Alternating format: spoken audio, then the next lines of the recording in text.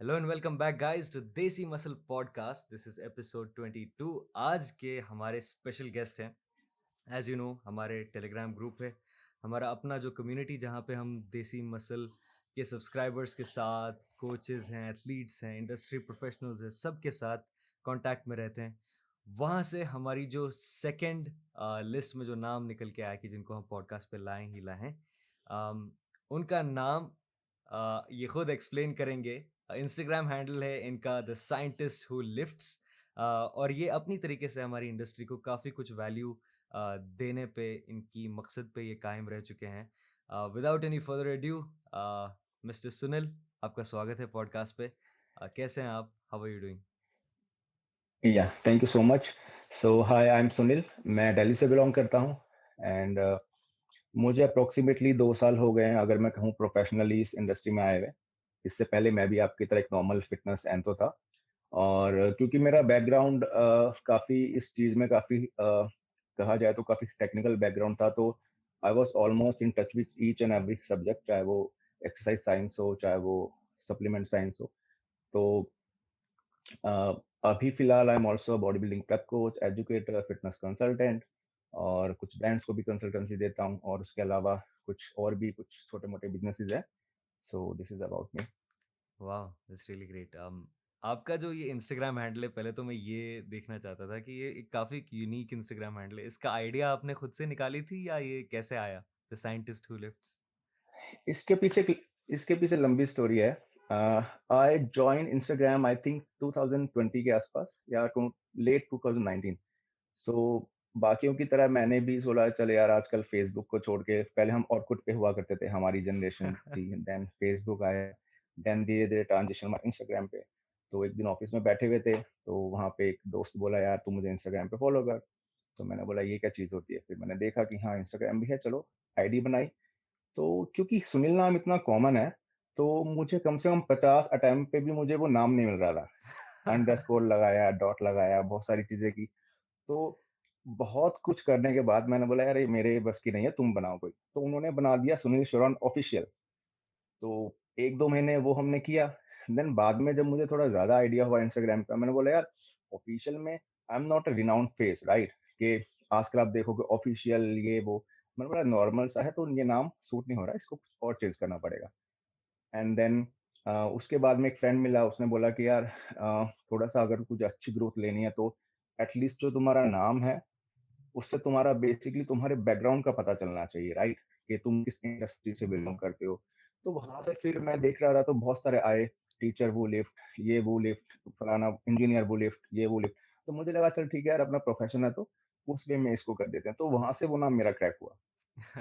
It's really beautiful. Actually आपने एक बहुत इंपॉर्टेंट बात कही है। जो लोग अपनी सोशल आइडेंटिटी जिस चीज़ के साथ जोड़ते हैं ना, अपने कंटेंट के साथ जब जोड़ते हैं, उनको बहुत ही, अगर वैल्यू बेस्ड कंटेंट अगर वो दे रहे हैं, उनका प्रोफेशन का इन्वॉल्वमेंट होना बहुत ज़रूरी है उसमें। But yeah that's a really good absolutely. Story. Sunil ji, मैं आपसे ये पूछना चाह रहा हूँ कि आपने ब्रीफली मेंशन किया कि आपकी जो बैकग्राउंड थी, आपने वो अपने सोशल प्रेजेंस के साथ इंटीग्रेट की। तो आपका बैकग्राउंड किस चीज़ में है? इफ़ यू कुड हमारे व्यूअर्स के लिए आप थोड़ा-सा बता सकें। Okay, okay, okay. First I did Delhi से I did my B pharm, and then I qualified for GATE. तो गेट एक एग्जाम होता है जिसमें अगर आप कर लेते हो तो आपको मास्टर्स के लिए स्कॉलरशिप मिलती है। तो उस टाइम पे आई थिंक जब मैं अपनी मास्टर्स कर रहा था, तो उस टाइम पे गेट क्वालिफाई होने के बाद में मुझे कम पैसों वाली सीट पे और स्कॉलरशिप भी मिलती थी। उसी से मैंने अपना एम फार्म परस्यू किया। उस टाइम पे मुझे 8,000 रुपये मिलते थे स्कॉलरशिप के। उस टाइम पे वाह! जो अपनी सी ग्रेड गवर्नमेंट जॉब होती थी उसकी भी सैलरी 8,000 नहीं होती थी। तो उस टाइम पे फील हुआ कि हाँ यार, अगर मेहनत करो तो आउटपुट आता है, राइट? और कॉलेज लाइफ थी, जेब में पैसा था, तो खर्च भी किया दोस्तों पे। वो भी मैं आपको बताऊंगा, बहुत लंबी लंबी स्टोरीज है। तो उसके बाद एम फार्म किया। अब क्योंकि बनना चाहता था मैं भी इसी फील्ड में, राइट? क्योंकि भाइयों को देखता था जिम जाते थे। एंड मेरा जो मेरा मेजर इन्फ्लुएंस आया वो मुकेश जी से आया। अ, वो उनके जिम में बहुत ज्यादा जाता था। मेरा जो बेस्ट फ्रेंड है वो उनके रिलेशन में आता है, तो वहाँ पे काफी पर्सनल टच था हमारा। तो 1-2 बार जाता था, उनकी स्टोरियां सुनता था। तो वो एक जैसी होती कि जो आपके आसपास सबसे इन्फ्लुएंसिंग जो आपके आसपास होता है, आप उसके जैसा बनना चाहते हो, राइट? और आप अपने आप को देखते हो यार मुझे यही काम करना है। तो उनका काफ़ी प्रभाव था, तो मुझे भी ऐसा था मुझे ट्रेनर बनना है। अब उस टाइम पे जब मैं कॉलेज में था ट्रेनर की जॉब को अच्छा जॉब नहीं माना जाता था, राइट? उस टाइम पे बोलता था जिनको बाउंसर बनना है या जिनको जिनको प्लॉट खाली करवाने हैं, जिनको बदमाशी करनी है, तो आप बॉडी बिल्डिंग करो, राइट? ऐसा एक मेंटली बहुत ज़्यादा था, थोड़ा-सा क्लाउड था, राइट? पे पेरेंट्स के बीच में। और उस टाइम पे सप्लीमेंट्स भी लोग आजकल तो क्या है ना चौड़ा होके जिम में शेक खिलाते हैं, मैं ये प्रोटीन पी रहा हूँ। उस टाइम पे चुपके से काली पन्नी में से निकाल के वो पुड़िया-वुड़िया जो भी होती थी चुपचाप खाते थे। उस टाइम इतना ओपन मार्केट नहीं था। तो अब एजुकेशन में अच्छे थे, स्कॉलरशिप मिल रही है, तो उस टाइम पे इतनी हिम्मत भी नहीं होती थी। उस टाइम थ्री इडियट भी नहीं आई थी कि जहाँ पे हम ओपनली बोल दें कि अपने पैशन को फॉलो करो। तो वो क्यूरियोसिटी थी। लेकिन एजुकेशन के साथ-साथ उस क्यूरियोसिटी को छोड़ा नहीं, राइट? क्योंकि वो बोलते हैं ना जहाँ पे दिल जिस चीज़ पे होता है टिका वो कहीं न कहीं वो आपसे टच में रहते हैं। तो during the entire education subject के कॉन्टैक्ट में रहे, टच में रहे, अपनी नॉलेज को अपग्रेड किया। एंड देन सही टाइम आया जब हुआ कि हाँ यार अभी इतनी फाइनेंशियल स्टेबिलिटी हो गई है, अभी फाउंडेशन भी नहीं है, प्रूव भी कर दिया अपने आप को माँ-बाप की नज़रों में, अच्छा पैसा भी कमा रहे हैं, तो अभी थोड़ा-सा अपना पैशन फॉलो करते हैं।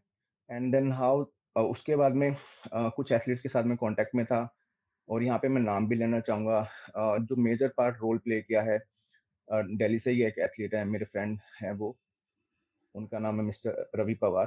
तो कोविड के टाइम पे उनसे काफ़ी बात होती थी एंड देन उन्होंने बहुत मुझे मोटिवेट किया कि भाई साहब कहाँ छुपे हो?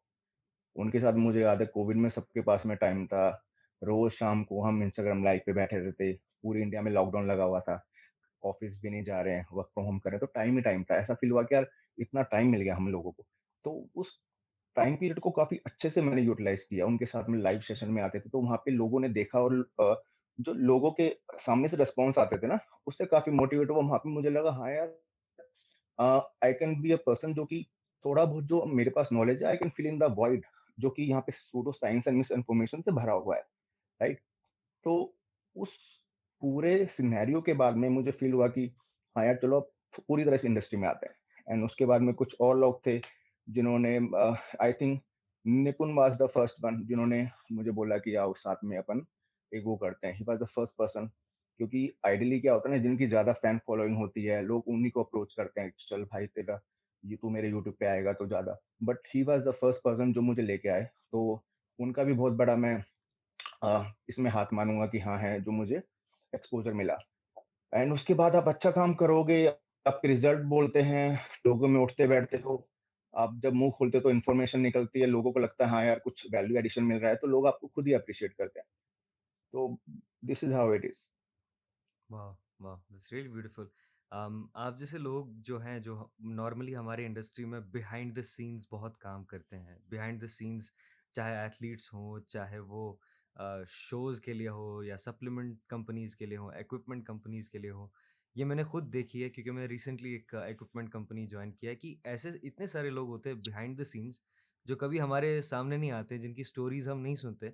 लेकिन उनके पास जितनी नॉलेज है ना, वो एक तरीके से मुझे भी एक प्राउड फीलिंग देती है कि भाई नहीं, हमारे पास ऐसे लोग हैं जो एक्चुअली नॉलेजेबल है, जो एक गोल पे सेट है।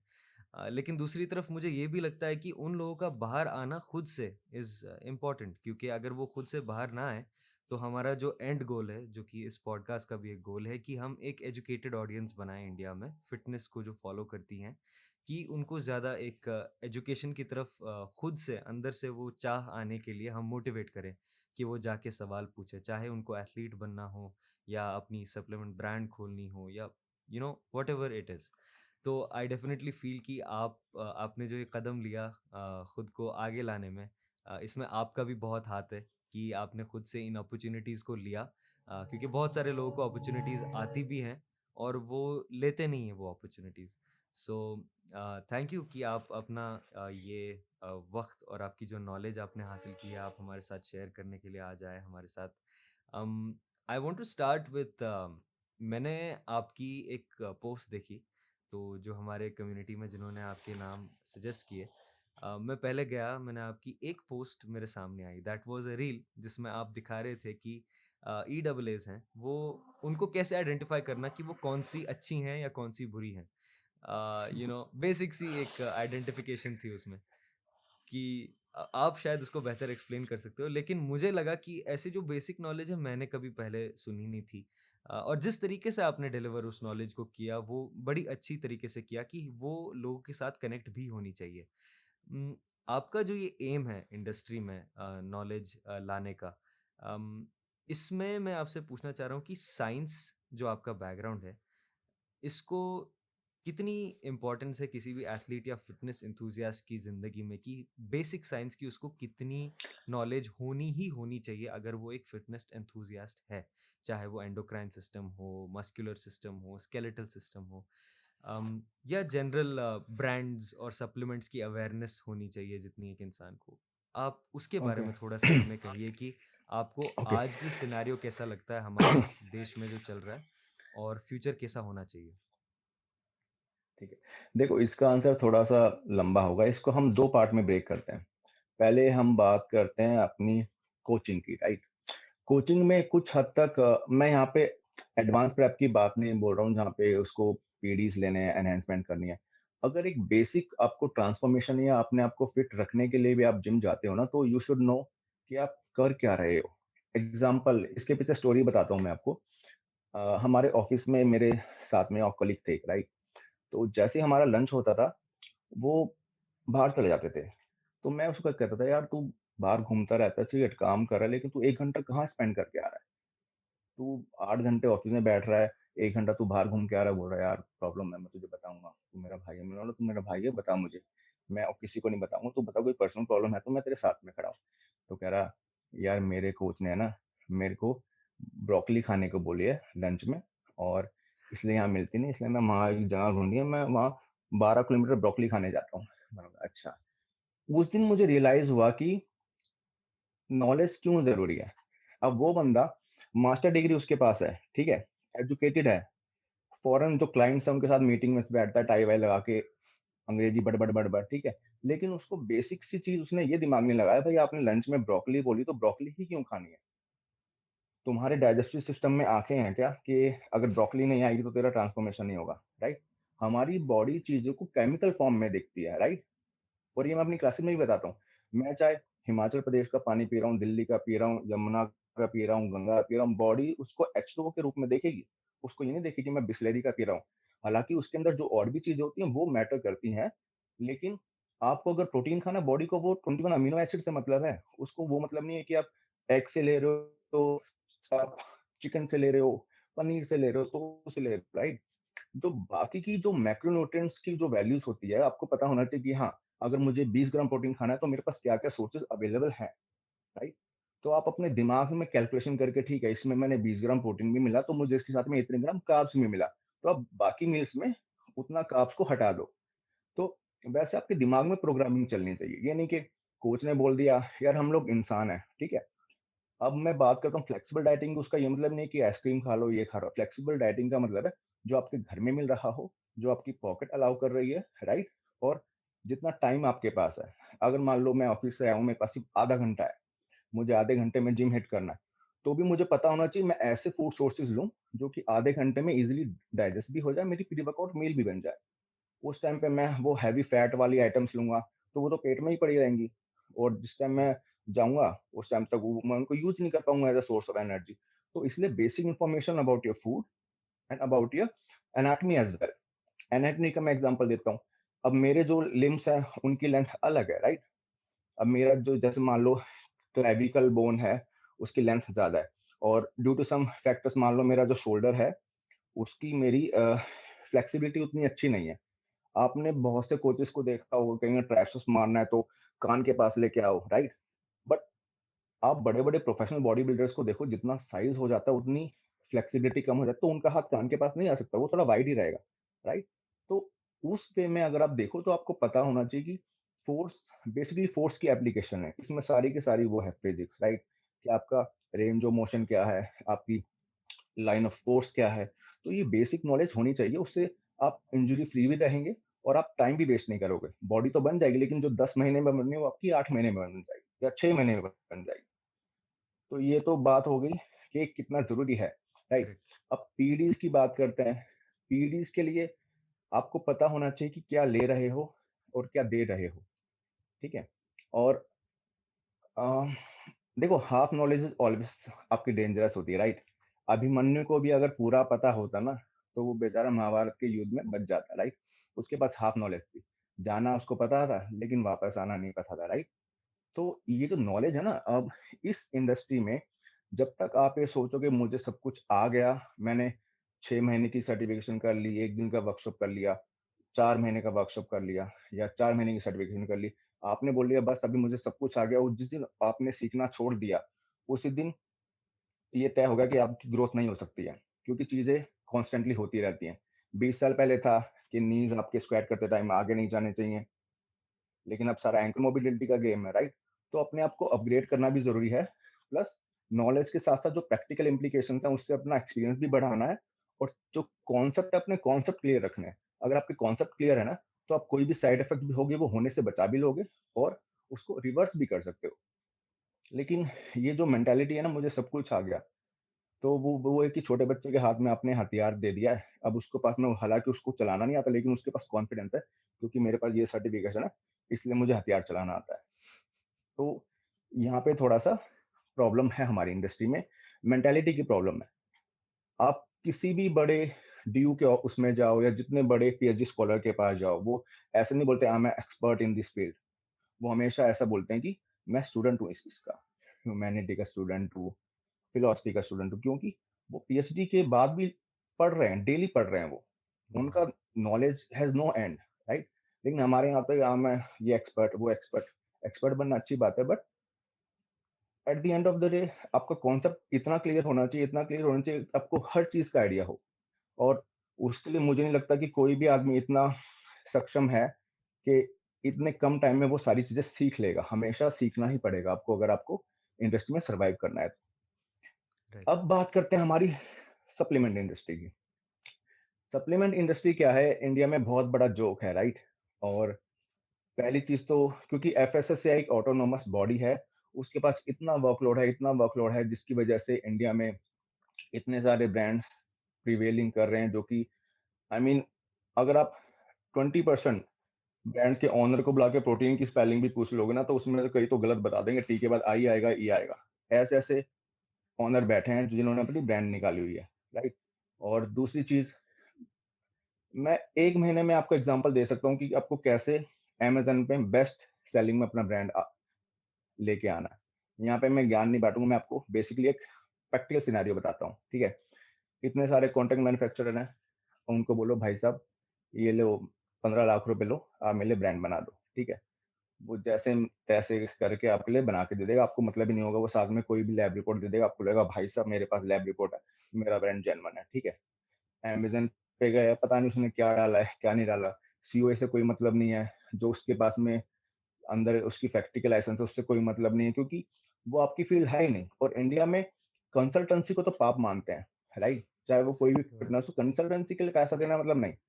तो ब्रांड भी हायर करने से पहले you need to have consultant, यार जिसको हमको छांटना है वो वेंडर वैसा है नहीं, उसके बाद में सारी स्पेसिफिकेशंस है नहीं।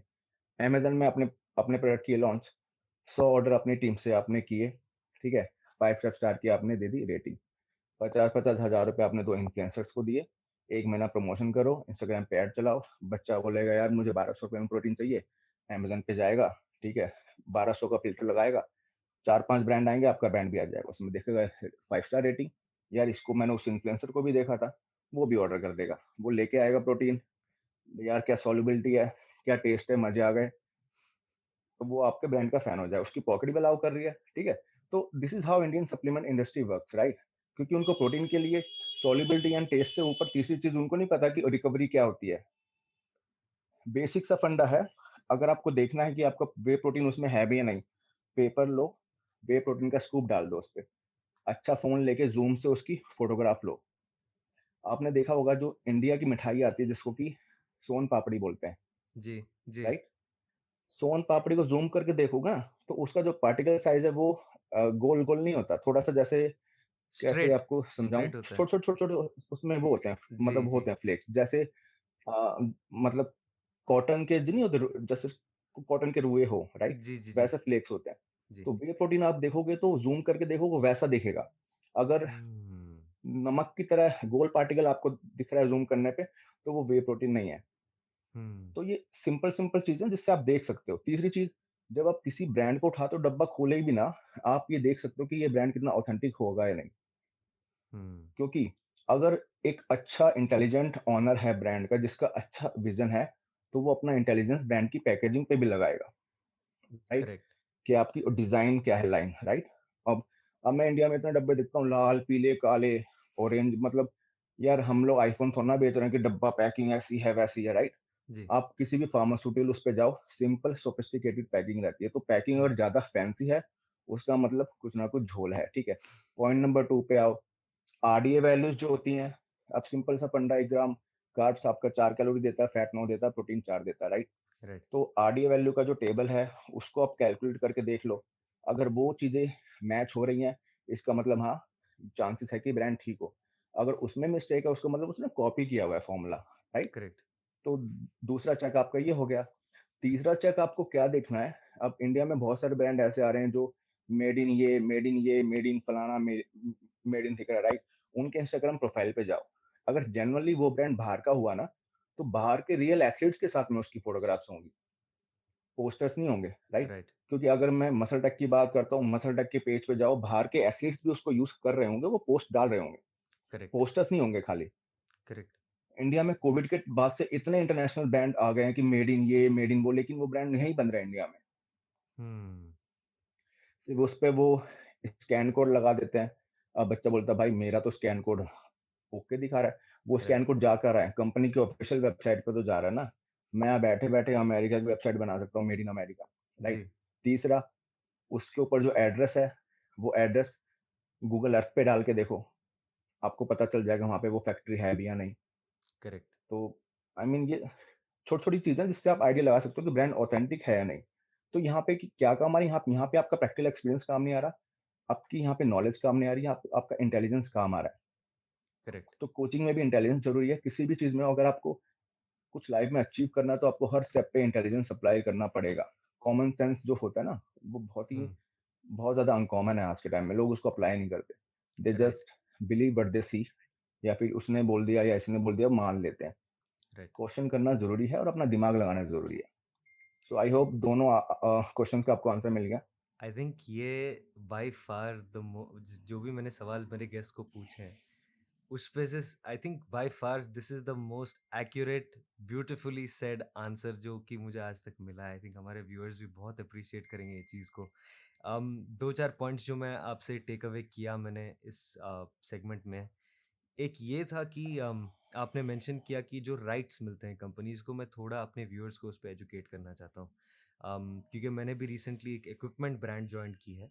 तो इक्विपमेंट इंडस्ट्री में भी सिमिलर प्रॉब्लम्स है। ऑब्वियसली प्रोडक्ट्स उनके बहुत अलग है, लेकिन देर इज़ रीब्रांडिंग, रिफर्बिशिंग, ये सारी चीज़ें भी चलती हैं इस इंडस्ट्री में।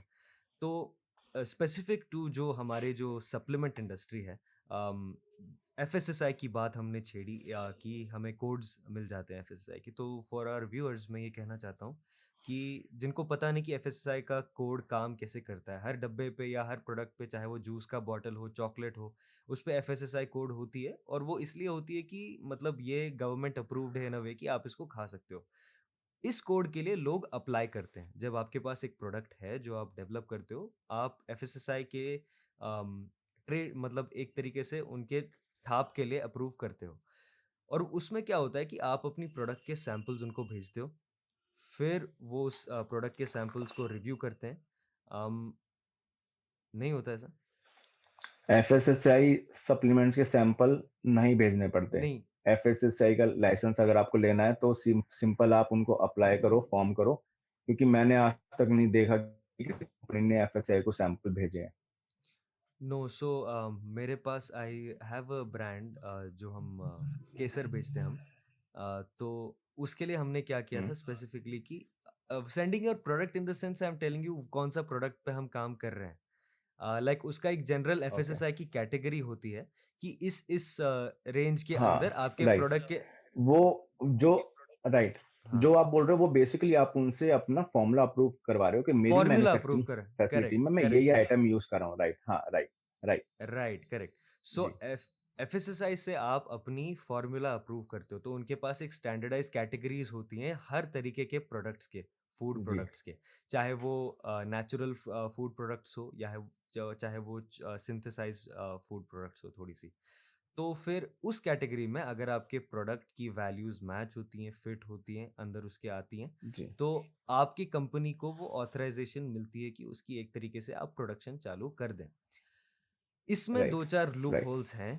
एक मुझे लगता है कि इंटरनल एंड एक्सटर्नल ऑडिट्स, इसका मतलब ये है कि कंपनी के अंदर अपनी क्वालिटी को चेक करना फ्रॉम टाइम टू टाइम और उसकी एक रिपोर्ट रखना जो आप अपने कंज्यूमर्स को दें। इसके अलावा एफएसएसआई की जी तरफ से उनके ऑडिट्स एक्सटर्नली हो। ऑडिट का ये मतलब है कि product checking, the quality checking कि भाई ये इंफॉर्मेशन सही जी। है, क्या ये लोग ये कर रहे हैं या नहीं कर रहे हैं। तो ये दो चीजें ऐसा मुझे होता लगता है, है। जी। क्योंकि क्योंकि एफएसएसआई बीच बीच में जब उनके पास में कुछ डेटा आता है होता है, तो वो जाके मार्केट से सैंपल भी उठाते हैं। राइट। उस सैंपल में अगर जो लेबल है वो, ये सारी एक्टिविटीज होती हैं। लेकिन मेरा पॉइंट ऑफ व्यू ये है कि अ, इतनी सारी ब्रांड्स हैं, इतना सब कुछ है, और इंडिया में इतने सारे बिजनेस चल रहे हैं, तो ये पॉसिबल ही नहीं है कि हर एक ब्रांड का वो हो, राइट? करेक्ट। तो वहाँ पे ओनरशिप आ जाती है, जितने भी ब्रांड्स हैं वहाँ उनके ऊपर लायबिलिटी आ जाती है, कि वही बोलते हैं ना कि इंटीग्रिटी इज समथिंग, जब कोई आपको देख भी ना रहा हो तो भी कितना ऑनेस्टी से आप काम कर रहे हो, राइट? अग्रीड। तो अग्रीड। ऑब्वियस सी बात है यार, यू कांट जस्ट और ये बेसिकली खाने की चीजें हैं यार, ये ऐसी तो चीजें नहीं कि भाई शर्ट पहन ली, शर्ट अगर अच्छी क्वालिटी नहीं है, कुछ नहीं होगा, फट जाएगी, फेंक देंगे, राइट? जी। बट अब, और इसलिए मैं इतना ज्यादा इमोशनल इसलिए हूँ क्योंकि मैं जब अपने कॉलेज में था, ठीक है, मेरे को भी इतना शौक था कि बस में स्टाफ, उस टाइम हमारे यहाँ पे दिल्ली में स्टाफ चलता था, राइट? कि मैं हम्म। इस वाले कॉलेज का हूँ, उसका हूँ, हम लोग स्टाफ चलाते थे, घर से पैसे मिलते थे, स्टाफ चलाते थे, पैसे जोड़ते थे। 6 महीने पैसे जोड़ता था, ठीक है। चल भाई, अब तुम, मेरे पास पैसे इकट्ठे होगा, मैं सप्लीमेंट लेके आऊंगा। मैं अब उस टाइम पे, अब हम लोग ना किसी को बताते नहीं थे यार दोस्तों कि मैं प्रोटीन ला रहा हूँ। चुपके से एक शॉप थी, मैं वहां पे जाता था, मैं कहता था भैया मेरे को अच्छा सा वो बता दो। उस टाइम पे सीरियस मास बहुत ज्यादा फेमस था, तो मैंने अपनी जिंदगी में 4 पाउच बड़े वाले सीरियस मास के खाए, ठीक है, उन 2 सालों में।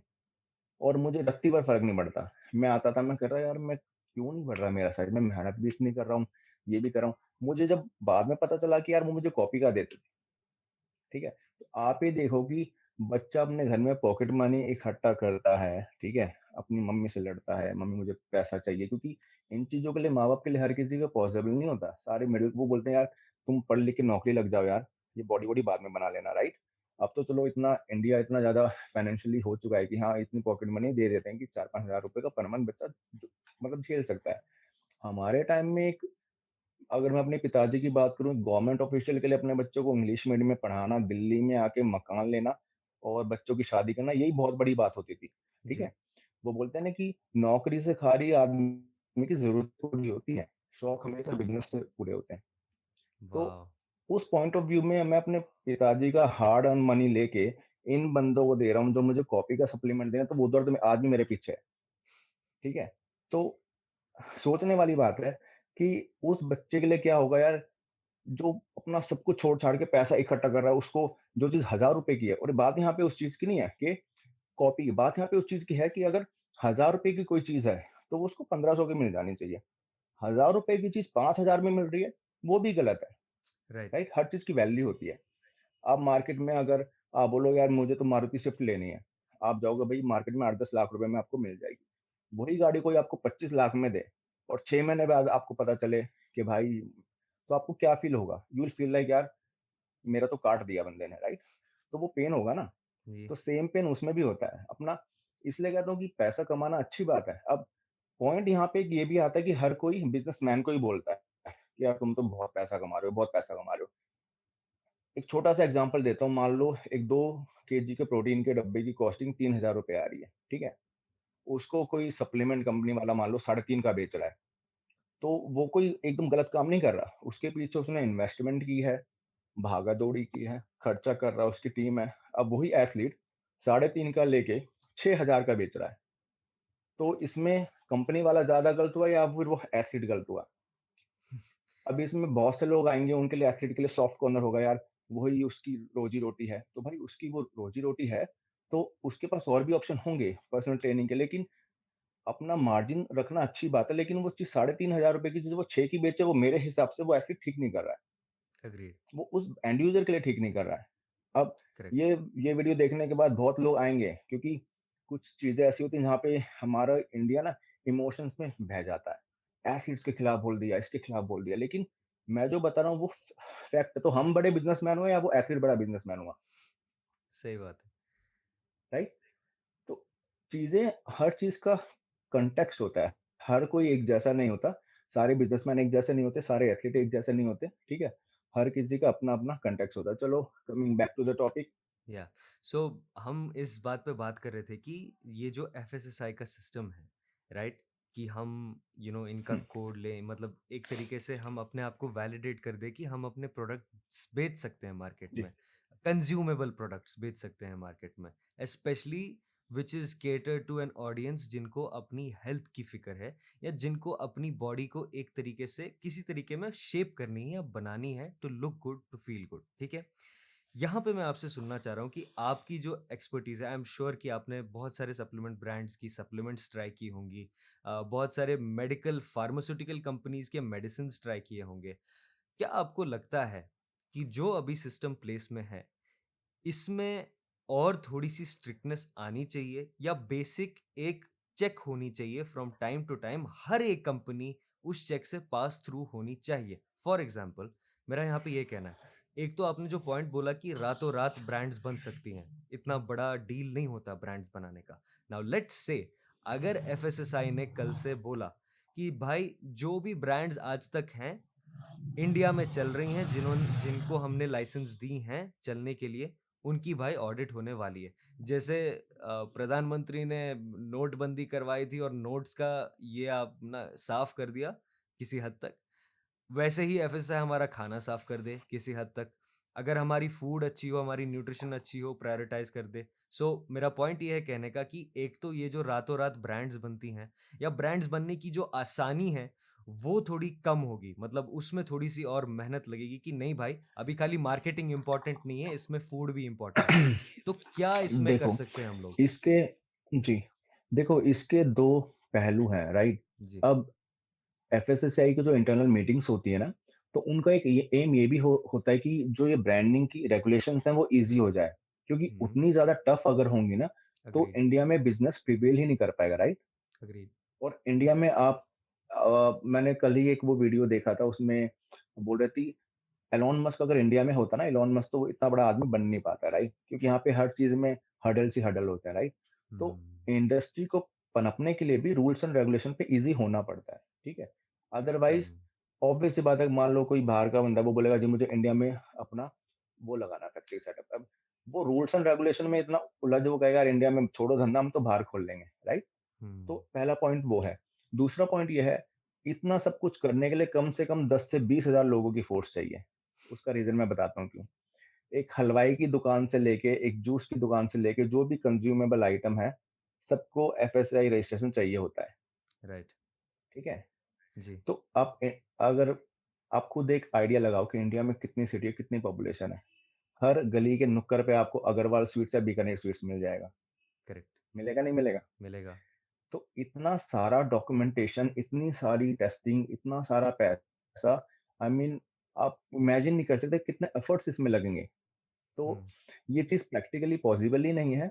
और इसमें फिर यही है कि लोगों को खुद ही करना पड़ेगा, क्योंकि जब आप खुद ही सही, I mean just I will just give you an example of Japan, right? वो इतना क्यों है? क्योंकि उनके लिए पंक्चुअलिटी, एथिक्स, इंटीग्रिटी, वैल्यूज सबसे टॉप टॉप पे है उनके लिए। करेक्ट। वहाँ पे चाहे उनको देख भी ना रहा हो, तो भी वो बंदे चीट नहीं करेंगे। हुँ, तो यही फिलॉसफी अगर आदमियों में इम्बाइब हो जाए, तो चीज़ें अपने आप ही ठीक हो जाएँगी। अदरवाइज़ देखो, चोरी करने वाला होगा ना, वो चोरी ही करेगा, चाहे जितने स्ट्रिक्ट रूल्स बन जाएँ, ठीक है? करेक्ट, आप चोरी करने वाले को रोक नहीं सकते हो। True. That's really beautifully said. Actually मैं यही चाहता था कि ये जवाब निकले, इसीलिए फॉर आर्ग्यूमेंट सेक मैंने ये आर्ग्यूमेंट की कि क्या होता अगर आइडियलिस्टिक सिचुएशन होती और हर एक चीज़ रेगुलेट होती, मतलब उस लेवल तक। और आपने ब्यूटीफुली इसका जवाब दिया फॉर आवर व्यूअर्स, की जो भी चाहते थे कि कि हम एक तरीके से इसको रेगुलेट करें, तो रेगुलेशन के लिए भी जिस तरीके से फॉर एग्जांपल हम पिछले पॉडकास्ट में नेचुरल बॉडी बिल्डिंग के बारे में बात करते थे, वहाँ पे हम यही बात करते थे कि यार नेचुरल बॉडी बिल्डिंग को कैसे रेगुलेट की जाए। अभी उसमें भी फिर ये पता चला कि कि खर्चे इतने सारे हैं कि टेस्ट करवाने हैं, किसी ऐसे बॉडी से करवाओ जो राइट। आ पाए। तो ये कुछ सिमिलर सी सिचुएशन हुई कि पॉसिबल नहीं होता एक लेवल पे कि हर एक चीज़ उस तरीके से उस तरीके से हम नहीं मॉनिटर कर पॉसिबल है, सकें। नहीं पॉसिबल है। सो या आप खुद ये चीज देखो ना कि जो अपने स्पोर्ट्स होते हैं जिसमें कि चलो वाडा नाडा की ऑब्लिगेशंस हैं, वहां पे बंदे पकड़े जाते हैं, तो उस लेवल पे अगर चीजें हो रही हैं, ये आई मीन अगर मैं बोलूं तो ये कोई नई चीज नहीं होगी, होता हर जगह पे है, ठीक है। हर अगर मैं बाहर की बात करूं, यूएस, रशिया, उनकी तो स्पेसिफिक टीम्स होती हैं, राइट, जो कि पहले सारी चीजें कैलकुलेट करके रहती हैं फार्माकोकाइनेटिक के हिसाब से, ठीक है, ठीक है। सब कंट्रीज करती हैं, राइट, अंडर द टेबल होता है। तो ये चीज और इनको बाईपास करना कोई मतलब कोई बहुत बड़ी चीज नहीं है। बंदे को अगर पता हो कि भी क्या क्या टेस्टिंग के पैरामीटर होते हैं, क्या होते हैं, दो तीन साइंटिस्ट बैठेंगे, वो 2 मिनट प्रोटोकॉल बना देंगे। वो कोई बड़ी चीज नहीं है। बट बात यह है कि गवर्नमेंट जब तक सपोर्ट उनको करेगी तो ये चीजें होंगी। जिस दिन गवर्नमेंट स्टिक हो जाएगी ना, उस दिन सब बंद हो जाएगा। Right, right. और इसी चीज़ के लिए हमें एज ए कम्युनिटी और अवेयर होना पड़ेगा, जो कि आप उसी में लगे हो जद्दोजहद में कि हम किसी न किसी तरीके से छोटे छोटे चाहे वो नुस्खे हों, कि ये छोटी चीज़ें हैं जिनका आपको ख्याल रखना चाहिए, या इस डायरेक्शन में आप अपनी नॉलेज हासिल करना स्टार्ट कीजिए। तो हम सब उस पर काम कर रहे हैं, राइटली सेड। आपसे मुझे एक और सवाल पूछना है, क्योंकि आप अभी शायद उस जर्नी पे हो, आई वुड लाइक टू से, क्योंकि आप खुद आपने कहा कि कभी कोई एक्सपर्ट नहीं होता, it's always good to learn. I think आप भी अपने जर्नी पे हो लर्निंग के, लेकिन आप अभी तक जिस जगह पे हो, आई थिंक कुछ ही लोग उस जगह पे पहुंचे हैं। आपकी जो अभी तक की जर्नी रही इंफॉर्मेशन ये हासिल करने की, ये कलेक्ट करने की, ऑब्वियसली आपने फार्मा में अपनी बैकग्राउंड आपने की है। बहुत सारे ऐसे लोग हैं जो कोच बनना चाहते हैं, जो ट्रेनर्स बनना चाहते हैं, जो एक तरीके से सप्लीमेंट इंडस्ट्री या फिटनेस इंडस्ट्री में एक मुकाम चाहते हैं जहाँ पे वो लोगों को हेल्प करें। उसके लिए वो नॉलेज हासिल करना चाहते हैं, सिंपल टर्म्स में। उनका अभी एक ऐसा सिनेरियो बन गया है कि भाई हम कहाँ जाएं, क्या तरीका फॉलो करें। तो अभी जो भी पॉडकास्ट पे गेस्ट आता है, मैं उनसे पूछता हूँ कि आपने क्या तरीका अपनाया और आपको क्या लगता है कि लोगों को क्या तरीका अपनाना चाहिए इंफॉर्मेशन हासिल करने के लिए। तो आपकी ओपिनियन में ओके। क्या है?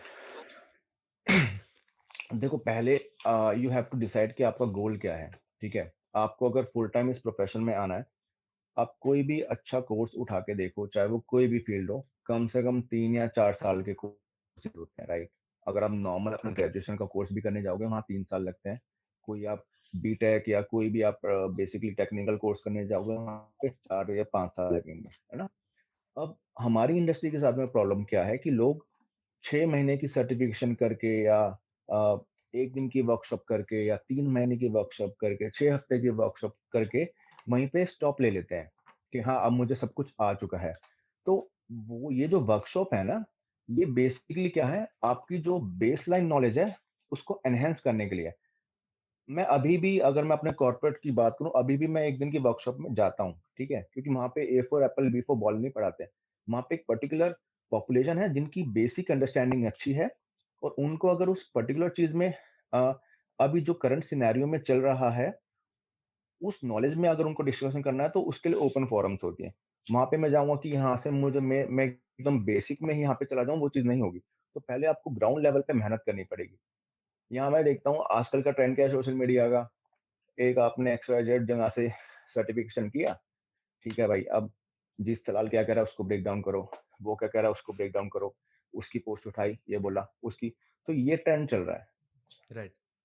आग ओपन नहीं है, ओपन टू लर्निंग नहीं है। उनको ये फील हो रहा है फेम। बेसिकली देखो, दो चीजें हैं। आप इंफॉर्मेशन के लिए नहीं सीख रहे हो, वो पॉपुलैरिटी के लिए सीख रहे हैं कि हाँ, मैं लोगों को दिखाऊं मेरी इतनी नॉलेज है, ठीक है, कि देखो यार, इस बंदे ने ये बोला है, इसकी ये नॉलेज है, उस बंदे ने ये बोला है, ये नॉलेज है। डिस्कस मैं भी करता हूँ, लेकिन मैं किसी बंदे को सोशल मीडिया पे आके वो फलाना नाम लेके ये कह रहा है, वो नहीं करता। जो मेरे को फील होता है हाँ यार, ये लोग हैं, ये शायद इस पे ओपिनियन दे पाएगा, मैं उससे उससे डिस्कस करता हूँ। बट वो मेरा ओपिनियन है कि यार ये बंदा ऐसे कर रहा है, आपका क्या ओपिनियन है इस पे। उसका वो मतलब नहीं कि मेरी इंटेंशन उसको डिफेम करने की है। राइट। और ये एक मैं आपको अपने साथ में पास में एक्सपीरियंस जो हुआ था बताता हूँ। एक बहुत बड़े बॉडी बिल्डिंग के कोच हैं, उन्होंने कुछ पॉडकास्ट में एक चीज़ बोली, तो मैं डैम श्योर था यार ऐसी ये चीज़ होती नहीं है। वो मेरे दोस्त भी थे, तो मैंने उनको पर्सनल किया टेक्स्ट, पाजी ऐसी-ऐसी बात है, आपने ऐसे बोला यार। अब जब आप उस चीज़ में इतने स्ट्रॉन्ग होते हो ना, आपको पता होता है ये चीज़ ऐसी हो ही नहीं सकती है। तो मैंने सीधा-सीधा उनसे पूछा, पाजी ऐसी चीज़ होती नहीं है, आपने ऐसे बोला यार। तो अगर बंदा पॉजिटिव वे में लेगा तो वो उस चीज़ को बोलेगा कि अरे यार ठीक है, फ्लो में होने का। अभी मैं यहाँ पे बैठा हूँ, आप मुझसे 4-5 अगर टेक्निकल चीज़ें पूछोगे, हो सकता है मेरी टंग स्लिप हो जाए, कुछ चीज़ें हम बोल बोल देते हैं रॉन्ग। वो मतलब कोई बड़ी चीज़ नहीं है कि राइट। भई यहाँ पे मेरा इंटरव्यू नहीं चल रहा कि जो मैं बोलूँगा उसके बेसिस पे आप मुझे मार्क्स दोगे या फिर लोग बोलेंगे यार इसने ये गलती करी, वो गलती करी। वो नहीं करेक्ट। होता, ठीक है? लेकिन इंस्टेड ऑफ ये जवाब देने के बाद उन्होंने मेरे को घुमाना स्टार्ट किया। तो जब 1-2 बारी घुमाना स्टार्ट किया, तो मैंने बोला, "यार पाजी बंदा तो देख लो किससे बात कर रहे हो आप?" राइट। मैं मतलब आप मैं स्टेट तो फिर बोलते नहीं पाजी ये है, वो यहाँ-वहाँ की बातें। तो उस दिन मुझे फ़ील हुआ कि यार आप किसी को सीधा बोलोगे ना, तो ये इंडस्ट्री ऐसी है, अपना क्रिटिसिज़्म एक्सेप्ट नहीं कर सकती है। करेक्ट। तो फिर मैंने बोला यार ये किसी को बोलना नहीं है, भाड़ में जाओ। ठीक है, मैं ना मुझे किसी का नाम लेना, ना कुछ बोलना, मैं बस अपने काम से मतलब रखता हूँ। और सोशल मीडिया का सबसे बड़ा ड्रॉबैक ये भी है कि आप जब कुछ चीज़ों को देखते हो ना सोशल मीडिया पे, तो आपको ऐसा लगता है यार ये मेरे बारे में ही बात हो रही है। आपका माइंडसेट ऐसा होगा। मान लो 5-6 एथलीट हैं, एक ने कुछ पोस्ट डाली, उसको लगेगा यार ये मेरे बारे में ही बोल रहा है ना? फिर वो वहाँ से कुछ बोलेगा यार ये मेरे बारे में बोल रहा है। तो जिस दिन ये सोचना छोड़ देंगे ना कि मेरे बारे में हो रहा है, उस दिन चैन से सोएँगे। या या या डू यू थिंक स्क्रीन और उनकी स्क्रीन जी, राइट। आपको लगता है, तो ह अब क्या आपको लगता है ये जो हुँ, मतलब अगर लोग अपने पे लेना कम कर देते, जो हमारी इंडस्ट्री में ऑफ लेट 2 साल में, दो पिछले 5 हाँ, साल में जो चल रहा है, आप समझते हो मैं क्या बोल रहा हूँ? डू यू थिंक ये कहीं न हाँ, कहीं वो तो मैं मैं वही तो बता रहा हूँ, ये बीच में 1-2 हफ्ते मेरे साथ भी हुआ। एंड मैं उस टाइप का बंदा हूँ यार, मैं अपने आस-पास हर किसी को खुश देखना चाहता हूँ, राइट? कि एग्ज़ैक्टली। एटलीस्ट जो मेरे नोन है, उनके बीच में बेसिकली एट्रिशन ना हो, क्योंकि मैं कंफर्ट ज़ोन बना के चलता हूँ, कि मान ले अगर मैं ए के साथ बैठा हूँ, बी भी वहाँ पे है, अब इन दोनों की बनती नहीं आपस में। अब मैं इससे बात करूँ तो वो बोलेगा उससे बात कर रहा है वो, तो ये स्कूल थोड़ी ना है यार, यस, यस। कि तू मेरा दोस्त है तो उससे बात मत कर, तू मेरा दोस्त। यार तुम्हारा कोई जेन्युइन प्रॉब्लम है मेरे को बताओ, दोनों मेरे दोस्त हो, मैं टेबल पे बैठ के वो करवाऊँगा, सॉल्व करवाऊँगा। सही बात है। और जिसकी गलती है उसको बोलूँगा, वो बात मानेगा भी नहीं, तो कहूँगा भाई तू यहाँ तेरी गलती, तू बात नहीं मान रहा, तू अपनी ज़िंदगी से आउट है। मेरा सिंपल फंडा है। अब इस चीज़ को बहुत ज़्यादा लोग मिस इंटरप्रेट कर लेते हैं, इससे भी दोस्ती है, उससे भी दोस्ती है, उससे भी दोस्ती है। तो भाई दोस्ती है मेरी, एग्रीड। और वो दोस्ती सोशल मीडिया पे नहीं दिखती। मैं इतने एथलीटों के साथ उठता बैठता हूँ, मैं कभी भी आपने देखा नहीं उसकी सारी स्टोरी डाल रहा हूँ भाई इसके साथ, उसके साथ, क्योंकि अभी हम दोस्त हैं। जिस दिन मैंने वो स्टोरी डालनी स्टार्ट की, तो मैं बेसिकली फैन बन जाऊँगा उसका, और जितनी इज़्ज़त वो हुँ, अभी करते हैं मेरी, उतनी नहीं करेंगे, राइट? और अभी जिस कम्फर्ट से वो मेरे से मिलते हैं, उस कम्फर्ट से नहीं मिलेंगे। तो पर्सनल हुँ। ज़िंदगी पर्सनली रखनी चाहिए। बहुत से एथलीटों के साथ उठना-बैठना, खाना भी खाते हैं, ये थोड़ी ना कि हम उस चीज़ को दिखाएँ, आज हम फ्रेंड्स देखो, आज हम यहाँ खा रहे हैं, ये खा रहे हैं। वो चीज़ नहीं जमती है, क्योंकि जी। शो ऑफ नहीं करना सोशल मीडिया पे। और हुँ, जो लोग मुझे जानते हैं, मेरे साथ बैठते हैं, उनको पता है कि सुनील शेवरान क्या चीज़ है। चाहे जिस मर्ज़ी एंगल से आ जाओ, जिस मर्ज़ी एंगल से। ज़्यादा बड़ी बात नहीं करता हूँ। और जिस दिन ये चीज़ें अगर कम होगी ना, लोग बोलते हैं कि ये मेरे बारे में बोल रहा है, उसके बारे में बोल रहा है। यार, बहुत बड़ी दुनिया है मेरे भाई। हम पता नहीं 0.00000 क्या हैं। एग्रीड। तो राइट? तो इस डिलेमा से बाहर निकलो। या। इतने सारे बंदे आपको मिलेंगे, एक मार्केट में आप जाते हो, इतनी सारी जूतों की दुकान होगी, इतनी सारी कपड़ों की दुकान होगी। हुँ, हुँ। कभी आप किसी कपड़े की दुकान में, उसने बोला भाई बाजू वाली मत जाइए, वो ऐसा है, वो साला सब ऐसे देते थे। आपके पास जो बढ़िया चीज़ है आप दिखाओ, राइट। उसके पास जो बढ़िया चीज़ है वो दिखाएगा। कस्टमर को जो समझ में आएगा वो लेगा भाई, करेक्ट, करेक्ट। राइट? तुम्हारे पास है जो उसको दिखाओ, ये नहीं कि दूसरे के पास जाए उससे परेशान मत हो। उसने पता नहीं कितना स्ट्रगल किया है बेचारे ने, 10 साल, 15 साल, 20 साल। हुँ, हाँ, लेकिन अगर कहीं लगता है कि कुछ मिस इन्फॉर्मेशन हो रही है या इंडस्ट्री को कुछ नुकसान हो रहा है, कोई बंदा कुछ ऐसा कर रहा है जो इंडस्ट्री के लिए ठीक नहीं है, वहाँ पे वॉइस उठाना ज़रूरी है। बट ये इंस्टाग्राम की 1-2 स्टोरीज़ में नहीं। अगर आपको फ़ील होता है, मैं ऐसा बंदा हूँ, अगर मुझे किसी बंदे से प्रॉब्लम होगी ना, तो मैं हुँ। एंड तक जाऊँगा। या तो करेक्ट। इंडस्ट्री से मेरा नाम निशान हट जाएगा या मैं सामने वाले का हटा दूंगा। ये नहीं कि एक दो स्टोरी डाल दी महीने की यार, वो अगर कुछ चीज आवाज अगर उठानी है तो एंड तक उठाओ, राइट।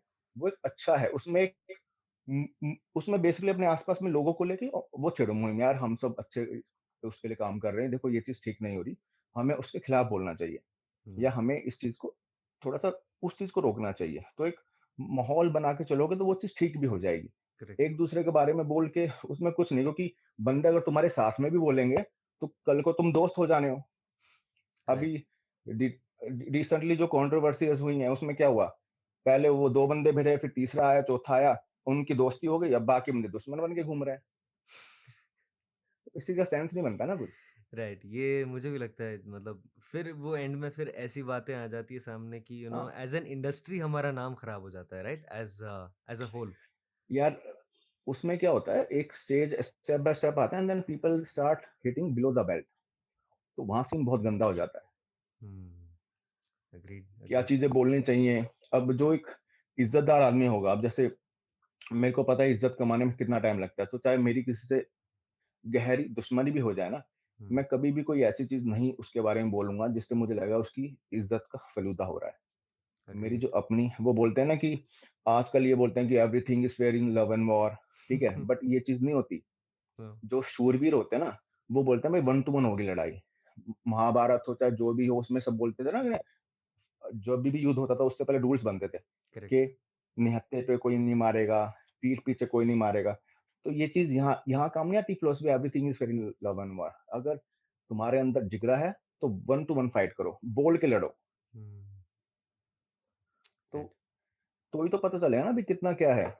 लेकिन यहाँ पे बस वही है, पॉलिटिक्स, ये वो शोशाबाजी, कुछ नहीं है। सारा दिन बैठ के बस इसके बारे में देख लिया, उसके बारे में देख लिया, इसकी उसको उसको उसको, वो चीज काम नहीं चलती है। अग्रीड। और कोई बंदा अगर आउट ऑफ द जोन आके तुम्हारी अच्छाई के बारे में तुमको समझाता है तो लोग फिर सोचते हैं यार, ये पता नहीं इसको मेरे से क्या काम है।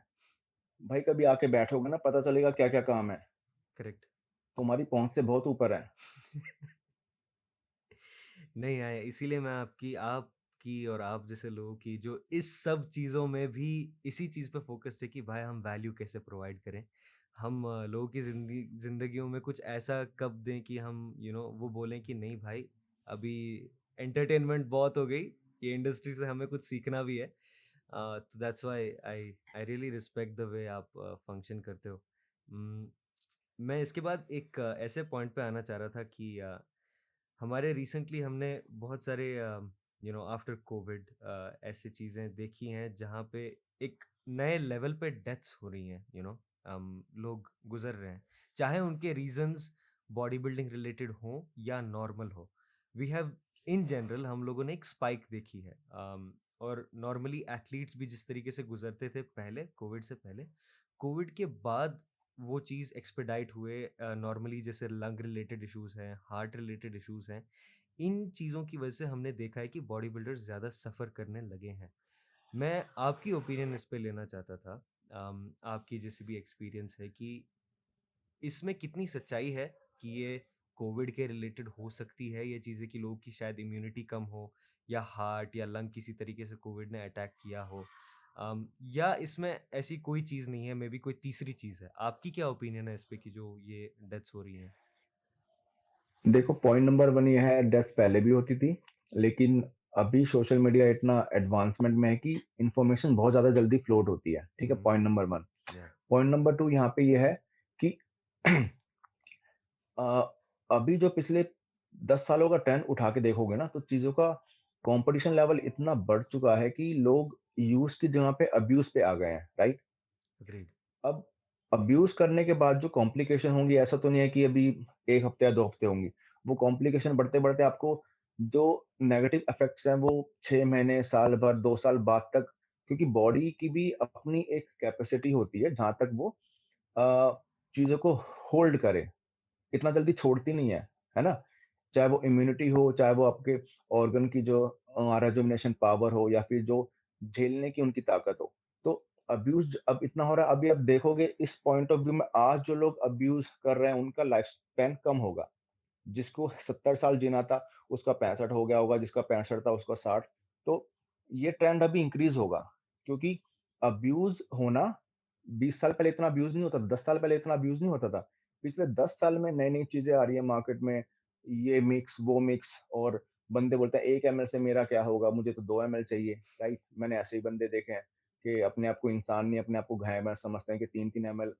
तो अब्यूज होना स्टार्ट हुआ, उसकी वजह से कॉम्प्लिकेशन आ रही है। तीसरी चीज, लोग अपनी हेल्थ को मॉनिटर करना भूल गए हैं, लोग उस पर एम्फोसिस ही नहीं देते हैं। There is no point in hanging a medal on a wall जी। विद अ, बैड आपकी इंटरनल। बॉडी पूरी एकदम नष्ट हो गई है, करेक्ट। राइट। इंटरनल हेल्थ पे है नहीं, आपका बस मेरे पास मेडल है। हाँ, आपका मतलब इसमें ये है स्पेसिफिकली कि time to time blood work या time to time doctor visits etcetera. Yes, yes, right. And and में मैं ये बोलना चाहूँ, कोविड की वजह से इम्पैक्ट पड़ा है। हाउएवर डेटा भी ऑब्वियस सी बात है, क्योंकि ये इतनी सेंसिटिव चीज है, इसके ऊपर जब तक कोई स्टडीज नहीं होगी या फिर कुछ ऐसा डेटा नहीं आएगा, तो आई I मीन mean, हम कंफर्मेटिव वे में नहीं बोल सकते। लेकिन हाँ, कोविड की वजह से इम्पैक्ट हुआ है, लोगों की जो रेस्पिरेटरी हेल्थ है उस पे इम्पैक्ट पड़ा है। और क्योंकि बॉडी बिल्डर्स, कुछ बॉडी बिल्डर्स जिनकी पहले से ही वो हेल्थ उतनी अच्छी नहीं थी, या जो एस्थमेटिक पेशेंट होते हैं, राइट, जिनका रेस्पिरेटरी सिस्टम इतना स्ट्रांग नहीं है, जिनको और भी कॉम्प्लिकेशन, तो वैसे लोगों पे ज्यादा अफेक्ट आपको दिखेगा एज कम्पेयर टू नॉर्मल आदमी जो कि हेल्दी है। Correct, correct. um, डेथ्स को छोड़ के मैं एक चीज़, अब आती है कि जो चीज़ें हुई है, अब आते हैं हम प्रिवेंशन पे। यू नो कि प्रिवेंशन मेथड्स हम्म, क्या हमने नहीं सीखे कोविड के बाद, स्पेशली फॉर एग्जांपल छोटी सी छोटी चीज़ पे हम लोग मल्टीविटामिन्स खा लेते थे, या अभी हल्दी पानी में मिक्स करके पी लेते थे। ये एक तरीके से हमारे दिमाग में एक प्रिवेंटेटिव एक मेजर्स रखने का ये एक भूत सवार हो गया सबके ऊपर। आपके ओपिनियन में आज की डेट पे एक बॉडी बिल्डर जो स्टेरॉइड्स ऑब्वियसली यूज करता है, या एक एंथुजियास्ट फिटनेस एंथुजियास्ट जो अपनी बॉडी को नॉर्मल से ज़्यादा एलिवेटेड स्ट्रेस के अंदर डालता है, क्योंकि वो नॉर्मल इंसान अपने आप को रोज जिम या रोज कार्डियो नहीं करता, जो एक जो स्विच करता है, जो नॉर्मल इंसान जब जिम जाना चालू कर देता है अपनी फॉर एग्जांपल बॉडी को एक अलग स्ट्रेस लेवल से पुट थ्रू करता है, उसको क्या चीज़ें प्रिवेंटेटिव मेजर्स लेनी है, लाइक बेसिक प्रिवेंटेटिव मेजर्स, अगर आपको कुछ इस पे आइडिया है, is there any idea? Okay. See, point number one यहाँ पे है कि अगर आप नॉर्मल फिटनेस वाले लोगों की बातें करते हो, ठीक है, जी। तो ऐसा जरूरी नहीं कि ब्लड वर्क आपको जो एनहेंस बॉडी बिल्डर उन्हीं को करवाना चाहिए। आपका ब्लड वर्क हर 6 महीने या साल में एक बार आप नॉर्मली भी आपको अपने सब फैमिली मेंबर्स का करवाना चाहिए, राइट। जी। और उसके हिसाब से ही अ, अभी वो जमाना गया कि लोग बोलते हैं कि ठीक है, अपना मुझे बॉडी वेट बता दो तो मैं डाइट प्लान बना देता हूँ। आज के टाइम अच्छा कोच अगर होगा ना, तो वो ब्लड वर्क भी मांगेगा राइट। आपका डाइट प्लान बनाते टाइम, ठीक है। तो तीसरी चीज, अ, जब आपको पता है कि आपको, मान लो बहुत से लोग हैं जिनको due to some family history पहले से ही उनका जेनेटिक प्रीडिस्पोजिशन है या कुछ और है, तो उनको, जैसे मान लो जिनको हार्ट का है इशू बेसिकली, तो उनको उतना स्ट्रेस लेवल पे जाना नहीं है कि बहुत ज्यादा HIIT किया, राइट। और ऐसा नहीं कि ये चीजें एकदम से हो जाती हैं, बॉडी साइन एंड सिम्टम्स देती है, आपको पहचानना पड़ेगा वो चीज को कि हाँ। बहुत सी बार आपको क्या होगा कि ठीक है, आपका जब आप आते हो घर पे, हर वीक आप देखोगे आपका बीपी ठीक है नहीं है, राइट, कितना बीपी में फ्लक्चुएशन हो रहा है, एक्सरसाइज करके आए तो होता है, बट ये नहीं कि जब आप 2 घंटे 3 घंटे 4 घंटे बाद भी बैठो तो भी आपका बीपी हाई है। तो इन सब चीजों को जब आप मॉनिटर अगर करते हो, आपको आइडिया हो जाएगा कि आपकी सिस्टम बॉडी में क्या चीजें हो रही है, ठीक है। एनहेंस की बात जब आते हैं, अभी पहले से बहुत ज्यादा सिनेरियो चेंज हो चुका है। बहुत ऐसे अच्छे अच्छे एजुकेटर मार्केट में हैं जो कि होलिस्टिक हेल्थ पे ध्यान देते हैं, जो कि अपने कोर्सेज में भी इस पे ज्यादा इन्फ्लुएंस देते हैं कि भाई कैसे instead of use sorry abuse, use कैसे करना है और क्या क्या चीजों का आपको ध्यान रखना है। तो कुछ ऐसे और अभी ट्रेंड चेंज हो चुका है, क्योंकि मार्केट में चेक इतना है कि आप जो इन्फॉर्मेशन अगर दोगे भी ना, तो आपको सोच समझ के देनी पड़ेगी।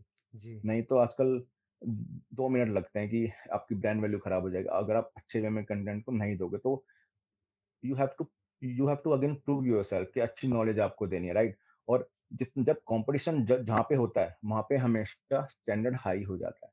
तो हेल्थ वाइज स्टैंडर्ड अभी बहुत हाई है, बहुत अच्छे अच्छे एजुकेटर मार्केट में है जो कि अच्छी नॉलेज दे रहे हैं। और बॉडी बिल्डर्स में भी थोड़ा सा ये चीज आई है, क्योंकि डर हर किसी को लगता है, ठीक है, चाहे वो ड्यू पी रहा हो, चाहे जो मर्जी 30 मार का हो, डर हर किसी को लगता है, ठीक है। तो उनको भी डर लगता है, जब अपना साथ वाले के साथ में कुछ होता है ना, तो उसको भी डर लगता है, ठीक है यार उसके साथ ही हो गया, मैं भी ब्लड वर्क करवा लेता हूँ। और डेली मानोगे नहीं, चार पांच मैसेज आते हैं, सर मुझे ये प्रॉब्लम होगी, ये प्रॉब्लम होगी, बट वही बात है ना कि बिगड़े हुए इंजन में कभी हाथ मत डालना, क्योंकि अगर कुछ कॉम्प्लिकेशन है, क्योंकि आपका थप्पा अगर आएगा, आपके पास में टाइम नहीं मिलेगा मतलब दुनिया को बताने के लिए, यार इसको पहले से प्रॉब्लम थी। राइट। उस टाइम पे आप उसके कोच हो, 1 हफ्ता 2 हफ्ता पहले। तो अगर आपको लगता है कि हाँ, चीज़ें इतनी ज़्यादा नहीं बिगड़ी, आप उसको ठीक कर सकते हो तो आप जाओ।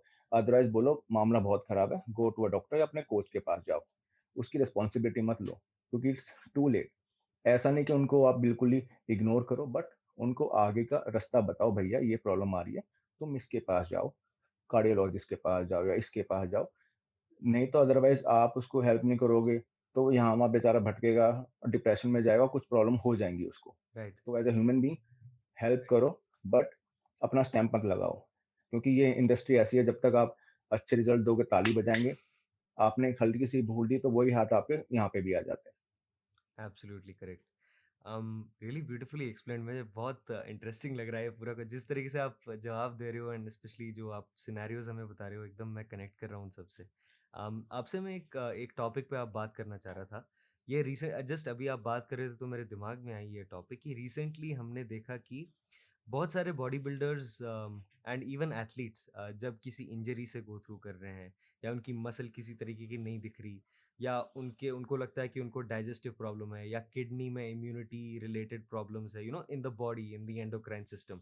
क्योंकि मुझे आई डोंट नो अगर आप इसके साथ वेल वर्स्ड हो, एक थेरेपी है जिसको कहते हैं स्टेम सेल थेरेपी। तो जो ये स्टेम सेल्स हैं बेसिकली मिलती हैं हमारी बॉडीज में जब एम्बेलिकल कॉर्ड हो, जब बच्चा पैदा होता है, या अपने खुद के बॉडीज में से भी स्टेम सेल्स मिलती हैं। फिर उनको हार्वेस्ट करके, एक तरीके से, ये मैं अपनी बेसिक नॉलेज से बता रहा हूँ, एक तरीके से उनको स्टोर करके हम यूटिलाइज कर सकते हैं खुद के लिए, और इनमें रीजनरेटिव प्रॉपर्टीज होती हैं। एंड बेसिकली ये एक तरीके से ऐसा जल है जो आपको वापस जवान कर दे, या आपके सिस्टम को ठीक कर दे। यार देखो, तो आप इस पे क्या ये कहते हैं, आप आपको बिल्कुल क्या एक्सट्रीम लगता पे है? चले गए। जी। आप बिल्कुल एक्सट्रीम पे चले गए। जी। इससे पहले बहुत सारे स्टेप्स होते हैं। हम्म। अब मैं आपको बोलूं, मान लो, अच्छा आपके पास में कौन सी कार है आपके पास में? मेरे पास एक स्विफ्ट है, गाड़ी है मेरे पास। स्विफ्ट है। जी। आपने कभी उसमें एनो का किया है? क्या मैंने वो मूवी देखी थी टोक्यो ड्रिफ्ट, मैं भी एनो लगवाऊंगा। नहीं ना, नहीं नहीं भाई, नहीं नहीं। Right, right, right right. नहीं ना। तो सेम वे में स्टेम सेल का खर्चा अगर आप सुनोगे, उसमें कितनी टेक्निकल आपको एक्सपर्टीज चाहिए, उससे पहले बहुत सारे स्टेप्स हैं। हम्म। और नॉर्मल, अगर उस स्टेज में और कोई अगर मान लो ठीक करने का रास्ता नहीं है, हम्म। तो आप आपके लिए वो एकदम एंड ऑप्शन होगा। ओ। या फिर आपके पास में इतना अंधा पैसा है कि ठीक है भाई, मैं तो यूएस जाऊंगा, वो थेरेपी करवा के लाऊंगा, ठीक है। इंडिया में भी होती है, और बेसिकली ऐसा नहीं है, जैसे मैं आपको बताऊं, आजकल बहुत सारी लैब्स ऐसी आ गई हैं जो कि हम्म।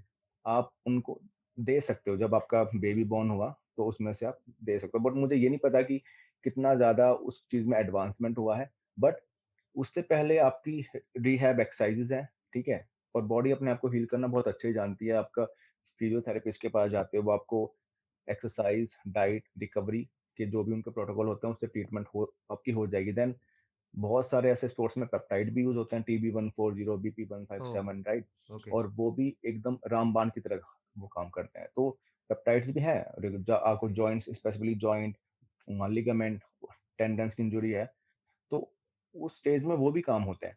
लेकिन जो आप हम्म। स्टेम सेल का बोल रहे हो, मेरी नॉलेज में तो अभी तक कोई ऐसा एथलीट है नहीं जिसने वो करवाया होगा, या फिर अ, जिसने वो ऑप्ट किया होगा। एटलीस्ट मेरी नॉलेज में तो नहीं है, क्योंकि ओके। पैसा एक है फैक्टर, दूसरी उसकी भी एक्सपर्टीज नहीं है, तीसरा अभी उतना ज्यादा साइंटिफिक वो भी नहीं है, मतलब उतना ज्यादा है भी नहीं कि उस चीज में वो किस हद तक काम करेगी। ओके। सो मैं तो ये इस ये 3 रीजन हो सकते हैं। मैंने ये इसलिए पूछा आपसे कि रिसेंटली बिग रैमी जो हमारे 2 साल से मिस्टर ओलंपिया थे, अच्छा।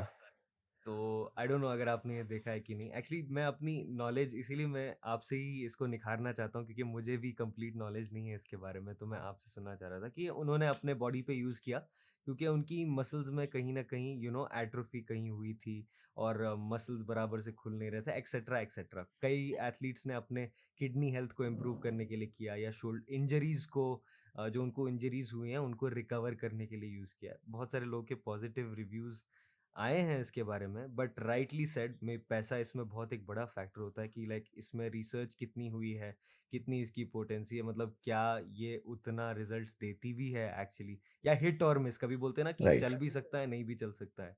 राइट। देखो, तो इसका आंसर जो बंदा या तो कोई मेडिकल फैटर्निटी से होगा, जो कि किसी हॉस्पिटल में है, या फिर कुछ अ, उस टाइप के कोर्सेज़ में है जहाँ पे उसको इन चीज़ों की वुड से एक्सपोज़र है।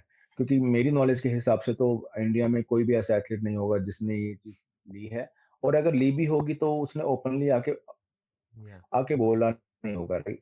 हो सकता है ये हो, बट मेरी नॉलेज के हिसाब से तो नहीं है। और अभी आपने जो बोला, फिल हीथ का भी एक आया था वीडियो, राइट? ठीक है, फिल हीथ बता रहा है कि मैं क्या अ, लेता हूँ क्या नहीं लेता हूँ, राइट। मॉर्निंग में मैं ये लेता हूँ, TB, BPC, and then before pre-workout I take ये, रात को सोने से पहले आई टेक ईपा, मोरेलिन, CJC, I sleep like a baby. उसको देख के इंडिया में एक ही बेल्ट स्टार्ट हो गया, भाई हम भी ये लेंगे, हम भी ये लेंगे। लेकिन इंडिया में क्या है, इंडिया में लोग हर चीज़ में आयु, आयु, आयु, उनको ये नहीं पता कि भाई एमजी क्या होता है, एमसीजी क्या होता है ना? और तो बेसिकली इस्तेमाल हर कोई करना चाहता है क्योंकि उसको देख लिया। लेकिन हम्म। किसी चीज़ को इस्तेमाल करने से पहले उसकी ए साइड एंड उसकी बी साइड दोनों चीज़ें देखनी चाहिए। और तीसरी चीज़, क्या आपके लिए वो उतनी बेनिफिशियल है? राइट। तो ये जो कॉन्टेक्स्ट यहाँ पे मिसिंग है, क्योंकि ये स्पोर्ट ही ऐसा, इसमें इतना पैशन है, और जहाँ पे पैशन होता है ना, वहाँ पे बोलते हैं ना कि आदमी किसी भी हद तक पार जाने को तैयार है। तो ये बहुत ही पैशनेट स्पोर्ट है बेसिकली, और जुनून है। जहाँ बंदा कुछ भी चीज़ लेने से पहले भाई, और रिसर्च वाली चीज़ है, चलो मैं इसको लेके देखूँगा भाई, क्योंकि मुझे कुछ आर्या-पार का करना है। तो हम्म। बहुत ही दिल चाहिए इस स्पोर्ट्स में, ये कोई ईज़ी वाला स्पोर्ट्स नहीं है। इसके लिए आपको पैशन भी चाहिए, जहाँ पे आदमी अपनी जान का जोखिम देने को तैयार है। Right. Are you a body building, like आप क्या एक स्पोर्ट की लाइक बहुत ज्यादा कोर फैन हो, लाइक मतलब आपका कैसा रिलेशनशिप है बॉडी बिल्डिंग के साथ, लाइक। मेरा ऐसा रिलेशन है, मैं बताता हूँ। जब मैं कॉलेज में लंच करने आता था ना, तो उस टाइम पे नया-नया यूट्यूब चैनल स्टार्ट हुआ था, जस्ट नी मोटिवेशन, ठीक है? तो मैं खाना खाते-खाते भी वो यूट्यूब चैनल देखता था। मेरे बाकी रूममेट्स टीवी देखते थे, मैं वो देखता था। लेकिन वही चीज़ है ना कि उस टाइम पे एक्सपोज़र नहीं था, पैसा नहीं था, ठीक है?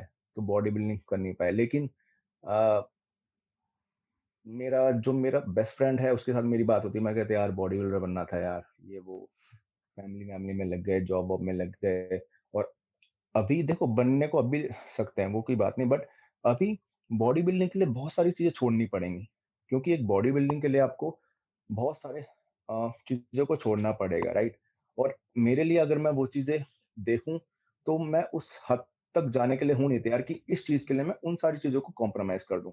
हम्म। क्योंकि मैं अगर 4 या 5 साल अपने अगर दूँगा, तो मैं इस तरफ बहुत ज़्यादा चीज़ों को छोड़ दूँगा। राइट। चाहे वो मेरे पर्सनल रिलेशन हैं, मेरी फैमिली की लायबिलिटीज़ हैं, और मेरे जो अ, करियर के जो मेरे एस्पिरेशन है कि मुझे ये करना है, वो करना है, तो बाकी सारे प्लान बहुत ज़्यादा इम्पैक्ट हो जाएँगे। और जब आप पैशन की बात बोलते हो, तो आप ये देखो कि फिर उसने मुझे बोला, if you can't be the be king, be the king maker. तो वो चीज़ मुझे आज हम्म। भी याद है, और इसलिए मैंने क्या बोला यार बात है। ठीक है, अगर हम नहीं बन पाए, तो मेरा जो आप पता नहीं आप मेरे किसी एथलीट को जानते हो, मेरे किसी एथलीट से पूछोगे ना, तो मेरे लिए एक इमोशनल अटैचमेंट बहुत ज़्यादा इम्पोर्टेंट है। क्योंकि जब वो प्रेप करता है ना, तो मुझे लगता है कि मैं प्रेप कर रहा हूँ। राइट। मैं उन कोचेज़ में से नहीं हूँ, रात को 12 बजे लिख दिया, 9 बजे मील नंबर 1 ये, 11 बजे मील नंबर 2 ये, मील नंबर 3 ये। वो रात को जागता है ना, तो मैं उसकी फ़ोटो मँगाता हूँ, इस मील के 2 घंटे बाद क्या देना है, जब मैं अगली मील देता हूँ। चाहे वो रात के 3 बजे हो, चाहे वो सुबह के 6 बजे हो। वाह। क्योंकि मेरा ये मानना है, जो चीज़ अगर तुम्हें करनी है, तो दिल से करनी है।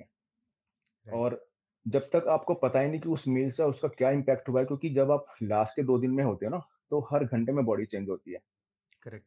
कैसे आप उसको लोडिंग दे रहे हो, कैसे आप उसका इलेक्ट्रोलाइट बैलेंस मेंटेन कर रहे हो।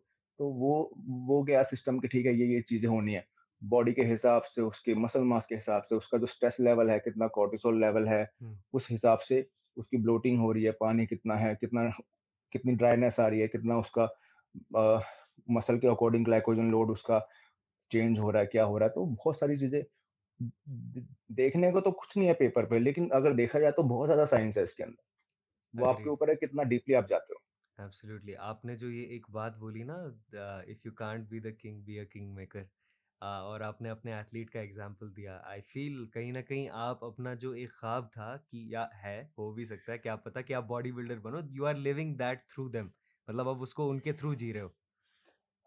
ऑफ कोर्स यार, यार देखो, बॉडी बिल्डर बॉडी बिल्डिंग क्यों कर रहा है, उसके बेसिकली उसके पैशन से स्टार्ट होती है, राइट। हम्म। एंड देन उसका पैशन उस हद में चेंज हो जाता है कि मेरा नाम हमेशा छाप छोड़ दे, कि इंडिया राइट। में अगर बॉडी बिल्डिंग के नाम हो तो मेरा आए नाम, राइट। अब हैनी रमोट का लो एग्जांपल, उसने कौन सा ओलंपिया जीता है, बट क्योंकि उसने ओलंपियंस बनाए हैं इसलिए लोग उसके आगे हाथ जोड़ते हैं, भाई किंग है, राइट। राइट। अगर उसने एक भी ओलंपियन ना दिया होता, सेम ही बंदा है, ओलंपियन ना दिया होता, तो क्या लोग उसकी इतनी इज्जत करते जितनी आज करते हैं? नहीं करते। ठीक है। राइट। तो इस जिंदगी का उसूल है, यहाँ पे उगते सूरज को सलाम है। हम्म। आप अगर अच्छे वे में रिजल्ट दोगे तो दुनिया आपके पीछे आगे पीछे है। अदरवाइज आप में जितनी मर्जी नॉलेज क्यों ना हो, चाहे आप आइंस्टीन क्यों ना हो, अगर आप आंखों से दिखने वाले रिजल्ट नहीं दोगे तो दुनिया आपको स्वीकारेगी नहीं। राइट। ये बहुत ही right. Hard and fast rule है। Absolutely right. आपने जाते जाते, क्योंकि हम यहाँ टाइम भी एंड हो रहा है, लेकिन कॉन्वर्जेशन इतनी दिलचस्प है, I don't feel like ending it. आपने एक पॉइंट मेंशन किया था, स्लीप एंड रिकवरी, एक एथलीट के लिए कितना ज़रूरी है। इस पे आप थोड़ा डीप डाइव कर सकते हैं कि आपको स्लीप एंड रिकवरी से रिलेटेड क्या आपकी ओपिनियन है, कि वो कितना इम्पोर्टेंट रोल प्ले करती है एक एथलीट के लिए या एक फिटनेस ओके। एंथुसियास्ट के लिए? ओके। मेरी फैमिली में डॉक्टर्स भी हैं, मेरी फैमिली में एयरफोर्स में पायलट भी हैं, राइट। तो मैं एक बारी पुणे में उसके पास एक हफ्ते रुकने गया। तो मॉर्निंग में उनकी बेसिकली होती है ड्रिल, राइट। हम्म। तो 6 बजे उसको रिपोर्ट करना होता था ना, तो वो प्रॉपर उतने घंटे पहले अपना अलार्म लगाता था, बोलता भैया मुझे डिस्टर्ब मत करना, मैं यहाँ पे सोऊंगा। जी। तो उससे मैंने पूछा क्यों। उसने बोला क्योंकि जब मैं ड्रिल करने जाऊंगा तो वहां पे मुझसे पूछा जाएगा कि कितने घंटे की नींद आपकी हुई है, क्योंकि नींद उतने घंटे की मिनिमम चाहिए। उसमें उनका कंसंट्रेशन का लेवल, उनका जो रिएक्शन टाइम है, राइट, वो सब चीजें हैम्पर होती हैं, राइट। आप एक दिन ठीक से सो मत, 8 घंटे की जगह पे 6 घंटे, यहाँ पे आप सिर्फ 2 घंटे आप सो, ठीक है। अगले दिन आप ट्रेनिंग करने जाओ, आपको खुद पता चल जाएगा कि आपका परफॉर्मेंस कितना हो रहा है। चाहे आप जो सा मर्जी प्री वर्कआउट लेना, जो मर्जी लेना। और जब ये चीजें कंटिन्यूअसली हो जाती है ना, राइट। राइट। और अब उसमें क्या होता है, जब आदमी एनहेंस होते हैं तो बेसिकली जब आप कार्ब्स नहीं खा रहे हो, आपके दिमाग में जो न्यूरोट्रांसमीटर है उनका इम्बैलेंस होता है, कुछ ऐसी चीजें ले रहे हो जिनकी वजह से आपको नींद नहीं आती है, तो भी आपका परफॉर्मेंस हिलता है। जी। तो एटलीस्ट 6 घंटे की नींद तो होनी चाहिए, एटलीस्ट। तो नींद का बहुत बड़ा रोल है, और जब तक नींद नहीं होगी और रिकवरी नहीं होगी हम्म। आपका, it's not only about the stress that you are putting in the gym, right. It's not only about the stress that you are getting from the food, hmm. It's not only about the stress that you are getting from the PEDs. जब सारा stress आपका हर एक चीज का एक threshold value को cross कर जाएगा तो आप अच्छा परफॉर्मेंस नहीं दे पाओगे। Correct. Correct. That's ji. Absolutely rightly said. एक और मैंने आपकी एक वीडियो देखी थी रिसेंटली, और एक दूसरे टॉपिक पे ट्रांजिशन हो रहा है, कि आप कहीं ना कहीं एक पॉइंट एक्सप्लेन कर रहे थे, it was something related to कि हम एक्सटर्नली बॉडी को टेस्टोस्टेरोन जब सप्लीमेंट करते हैं, हम चाहते ये हैं कि हमारी बॉडी नेचुरली भी प्रोड्यूस करे, लेकिन उसका जो रिलेशन है, कि जब बॉडी एक्सटर्नली वो चीज़ प्राप्त करती है बाहर राइट। से। मैं नहीं, वो बेसिकली वो टेस्टोस्टेरोन के ऊपर नहीं था, जी।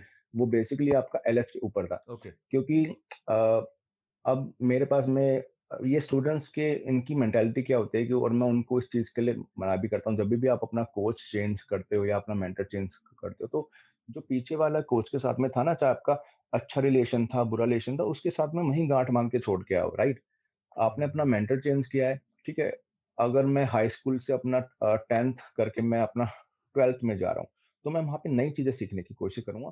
10th में जो मैंने सीखा है वो अगर मुझे लगेगा कि मुझे अपने साथ रखनी तो मैं रहूंगा, अदरवाइज मैं नहीं रहूंगा। करेक्ट। लेकिन यहाँ पे क्या मेंटालिटी आती है, जब भी कोच चेंज होता है, सर ये मेरे पुराना वाले कोच की ऐसा है कि वो भेज देंगे, ये भेज देंगे। मैं कहता हूँ भाई क्यों भेज रहे हो? हम्म। उनको जितना आता था उन्होंने हेल्प ही की ना भाई तुम्हारी। हम्म। कोई बंदा अंडर परफॉर्म नहीं करना चाहता, हर कोई अपना बेस्ट ही देना चाहता है, हम्म। राइट? अब हर कोई विराट कोहली नहीं हो सकता, राइट? तो करेक्ट। उन्होंने अपनी एबिलिटी से आपको बेस्ट दिया है, हम्म। और हो सकता है कि मैं जिस एंगल से देखूं हम्म। वो चीज उस एंगल से, क्योंकि कई बार चीजों का कंटेक्स्ट ही चेंज हो जाता है। करेक्ट। हो सकता है उस टाइम वो पर्टिकुलर चीज तुम्हारे लिए ठीक हो, हम्म।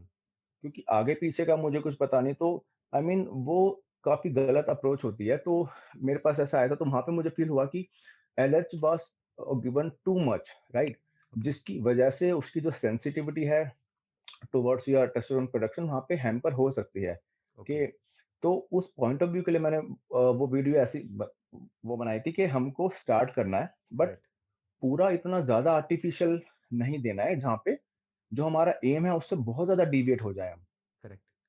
राइट? या। क्योंकि वो उसकी रिप्लेसमेंट नहीं है। हम्म। वो ड्यूरिंग दैट पर्टिकुलर कुछ टाइम पीरियड के लिए उसको इसलिए दिया जाता है कि जो नॉर्मल अपना एंडोक्राइन सिस्टम है वो दोबारा से होमोस्टैटिस में आ जाए। लेकिन किसी भी चीज की अति ठीक नहीं होती है। करेक्ट। तो किस हिसाब से देना है, कितना देना है, वो बहुत सारे फैक्टर्स पे होता है डिपेंड। जी। तो उसीलिए मैंने वो थोड़ा-सा क्यूरियोसिटी के लिए डाला था, ताकि लोग हर एंगल से चीज़ों को सोचें। क्यों? अगर मैं सीधा आके बोल दूँगा ना भाई साहब ये चीज़ ऐसे है गलत, लोग बोलेंगे यार ठीक है ऐसे ही है। लेकिन अगर आपको किसी को कुछ सिखाना है, तो करेक्ट। उसके दिमाग में क्वेश्चन मार्क छोड़ दो, ताकि वो बंदा फिर जवाब ढूँढने के लिए हर एंगल से सोचेगा, और जब हम्म। आदमी हर एंगल से सोचेगा, तो वो कुछ ना कुछ अपना इससे पूछेगा, उससे पूछेगा, उसके कॉन्सेप्ट थोड़े क्लियर होंगे। हम्म। तो बस वो उसीलिए मैंने थोड़ा-सा एक तीर कमान छोड़ा था, ताकि लोग खुद सोचने लग जाएँ। वाह। नहीं तो बस कोच ने दे दिया, लगा लिया, ठीक है। लेकिन क्यों, क्या, व्हाय, व्हाट, हाउ, वो सब चीज़ों पे कोई ध्यान ही नहीं देता है। करेक्ट। इसके अलावा आपका, आई एग्री, मतलब आपने जो भी पॉइंट्स बोले ये सेंस बनाते हैं। आप आपका general testosterone, let's say TRT, testosterone बाहर हुँ, से लेना, इस पे क्या ओपिनियन है? कि बहुत सारे लोग कहते हैं कि इट इज़ एक पॉइंट के बाद, क्योंकि जो ही एज बढ़ती है वैसे भी प्रोडक्शन कम होती है, आपके जो फंक्शंस है, आप जिस तरीके से अटेंटिव रहते हो, तंदुरुस्त फील करते हो, एक तरीके से आपकी टेस्टोस्टेरोन जब कम हो जाती है, वो फीलिंग्स आती है बॉडी में, टीआरटी एक पॉइंट के बाद लेना अच्छा होता है एक इंसान के लिए। ओके। तो इस पे आपका क्या ओपिनियन है? देखो, नॉर्मल अगर आप एक हेल्दी आदमी की बात करोगे, daily depending upon your genetics 5 से 7 एमजी पर डे होता है प्रोड्यूस, ठीक है? जी। लेकिन ड्यूरिंग एजिंग बॉडी की बनाने की कैपेसिटी कम हो जाती है, right? And testosterone is not only required for the muscles, right? बंदे बोलते हैं भाई टेस्टोस्टेरोन का लिंक सिर्फ मसल से ही है। एक हुँ। आदमी के वेलबींग के लिए भी इंपॉर्टेंट है, आपका मूड, ठीक है? आपका जो मेंटल हेल्थ है, और भी बहुत सारी चीजें जहाँ पे टेस्टोस्टेरोन काम करता है, राइट? तो अगर आपका उतना नहीं बन रहा जिससे आपकी नॉर्मल आदमी की जिंदगी इम्पैक्ट हो रही है, राइट? तो उस वे में ये टेस्टोस्टेरोन रिप्लेसमेंट थेरेपी काम आती है, जहाँ पे आर्टिफिशियल वे में जितना बॉडी को चाहिए एक अच्छी खुशहाल जिंदगी जीने के लिए, उतना दिया जाता है। और ये ऐसा नहीं कि जो एजेड हो जाते हैं उन्हीं को दिया जाता है, ड्यू टू सम बहुत सारे रीजंस होते हैं। हाइपोगोनाडिज्म के जो लोग पेशेंट होते हैं उनको जवानी में भी दिया जाता है, राइट? हालांकि उसके साथ साथ उनको ठीक करने के भी कुछ होते हैं प्रोटोकॉल। जैसे अभी एक साइंटिफिक स्टडी चल रही है, बेसिकली क्लिनिकल ट्रायल, उसका नाम है और लुकास ट्रायल, ओके। LUCAS, जहाँ पे जो हाइपोगोनाडिज्म के पेशेंट्स हैं उनको स्ट्रॉन्ग ईस्ट्रोजन ब्लॉकर जैसे कि लेट्रोजोल है और SCG का कॉम्बिनेशन साथ में एक ओके। R&D की बेसिकली स्टडी चल रही है। तो वो बेसिकली पेशेंट्स के लिए है। अब टीआरटी में क्या प्रॉब्लम आती है कि अब टीआरटी अगर आप कर रहे हो तो उसके साथ साथ आपको अपनी जो ऑर्गन हेल्थ है उस पर भी ध्यान देना है। हुँ। ऑफ कोर्स अगर आप किसी डॉक्टर के अंडर हो तो he will continuously monitor you for your organ health, right? But अगर आप खुद ही डॉक्टर बन के, मैंने बहुत सारे बॉडी बिल्डर्स को देखा है यार, ऑफ सीजन हूँ, TRT dose 250 mg, 250 mg is not a TRT dose. हर बंदे के लिए सेम नहीं होगी। जी। किसी के लिए 150 हो सकती है, किसी के लिए 200 हो सकती है, किसी के लिए 250 हो सकती है। हुँ। और depending upon the half life, आपने आज 250 mg लिया, मान लो, अगर हम बात करते हैं बेसिकली ज्यादातर सबसे ज्यादा लोग सस्टेनन यूज करते हैं, तो राइट। प्रैक्टिकल सिनेरियो में उसकी डोजिंग आएगी 12 से 14 दिन के बाद। लेकिन आप सोच रहे हो यार हर हफ्ते लेना है, तो वो 250 mg नहीं ले रहे हो आप। पहले वाला जो 250 mg है, उसी का हाफ से ज्यादा क्वांटिटी ऑलरेडी है। आपने दूसरा शॉट ले लिया तो टाइम के साथ में वो बहुत ज़्यादा बिल्डअप होता रहता है। तो एक पॉइंट ऐसा आता है आप टीआरटी पे नहीं हो, आपका माल चल रहा है अगर मैं नॉर्मल भाषा में बात करूँ तो। तो उनको लगता है मैं टीआरटी पे हूँ, लेकिन भाई साहब टीआरटी पे नहीं हो, राइट। आपकी माइल्स की साइकिल चल रही है। हुँ। तो इम्पोर्टेंट है, अगर नीड ऑफ द ऑवर है, अगर आपको लगता है कि आपकी नॉर्मल वेलबींग के लिए ज़रूरी है, everyone should go for it. I mean लेकिन under a proper guidance. Proper medical practitioner. Yeah, yeah या। दैट्स रियली, आप जिस तरीके से आपने समझाया ये बहुत क्लैरिटी देती है मुझे। इस पूरे पॉडकास्ट में ना, मैंने इस पूरे कॉन्वर्सेशन में मैंने एक डम अप्रोच लिया कहीं ना कहीं, ताकि मैं, जो एवरेज हमारा व्यूअर होता है, एक एवरेज फिटनेस एंथुसियास्ट जिसके पास कुछ नॉलेज नहीं होती, वो उस तरीके से सवाल पूछेगा। तो आपसे मुझे जिस तरीके के जवाब मिले, it made so much sense for me, कि मुझे लगा कि नहीं यार, ऐसा अपनी भाषा में थोड़ा ब्रेक डाउन करने वाला ऐसा इंसान चाहिए था, और ऐसे ही लोग हमें अपनी इंडस्ट्री में चाहिए। अम, जाते जाते आपके कुछ इस पे ख्याल है कि आपका जो ये जर्नी है, आप जिस चीज़ के लिए काम करना चाहते हो इंडस्ट्री में, व्हाट इज़ योर एंड गोल? आपको क्या लगता है कि आप एंड में क्या चाहते हो इस सब चीज़ों से? एंड में देखो मेरे 2 ही एम है, राइट? ठीक है? Small circle, private life, peaceful mind, ठीक है? ये मैं अभी फॉलो करता हूँ, ठीक है? और एंड में मेरा गोल ये है कि अगर आपको from from a business point of view, हम लोगों के दिमाग में विजय माल्या का नाम आता है तो हमको लगता है यार, हमारे दिमाग में टाटा जी का नाम आता है, हम अरे टाटा जी, ठीक है? तो बिज़नेस में मैंने ये देखा, और आप किसी भी बहुत मतलब बड़े-बड़े एंटरप्रेन्योर का देख लेना, वो ये बोलेगा, don't put emotions into business, you have to be. लेकिन मेरा ये मानना है, आप बिज़नेस में इमोशंस डालोगे ना, तो आप ऐसे सक्सेसफुल बिज़नेसमैन बनोगे, दुनिया आपको याद रखेगी। अगर आप सिर्फ प्रोफेशनली डालोगे, you can be a very good businessman, लेकिन आप लोगों के दिल में जगह नहीं बना पाओगे। हुँ, और बिज़नेस का मोटिव यहाँ पे सिर्फ पैसा बनाना नहीं होता, राइट? आप आदमी कमाओगे ना, आपने आदमी कमा लिया तो वो मल्टीप्लाई होएगा, क्योंकि प्रोफेशनली आपके पास एक आदमी, आपने उसको सामान दिया, पैसा बना लिया, ठीक है। आपने आदमी कमा लिया ना, तो वो आपको बिज़नेस भी देगा, और वो और भी बिज़नेस लेके आएगा आपके लिए। तो करेक्ट। इमोशनल वे में बिज़नेस करना बहुत इम्पोर्टेंट है, और ये मैं अपने पर्सनल एक्सपीरियंस से बता रहा हूँ। बीच में मैंने भी 1-2 पॉडकास्ट देख लिए थे, तो मेरे को लगा यार मैं ये अप्रोच अप्लाई करता हूँ। मैंने 2 बारी वो अप्रोच अप्लाई की, एंड मैंने दोनों बारी वो रिलेशन मेरे टूट गए हैं, ठीक है? हालाँकि अ, टूट गए चलो ठीक है, but I take it as a learning, और कोई हार्ड फीलिंग वाली बात नहीं है। वहाँ पे वहाँ से मैंने ये सीख ली, जैसी आपकी पर्सनैलिटी है ना, आपको अपने आप को वैसे ही बाहर भी प्रोजेक्ट करना है। क्योंकि आप किसी दूसरे से इन्फ्लुएंस होके उनकी क्वालिटीज़ को इम्बाइब करना चाहोगे कि यार मैंने मतलब उसको देख लिया, मैंने एलोन मस्क को देख वैसा बनूँगा, नहीं बन सकते आप। आपकी इंस्टिंक्ट जो है ना, अभी जैसे मैं बोल रहा हूँ, बिल्कुल लेमन लैंग्वेज में जैसा मैं हूँ वैसा ही बात कर रहा हूँ।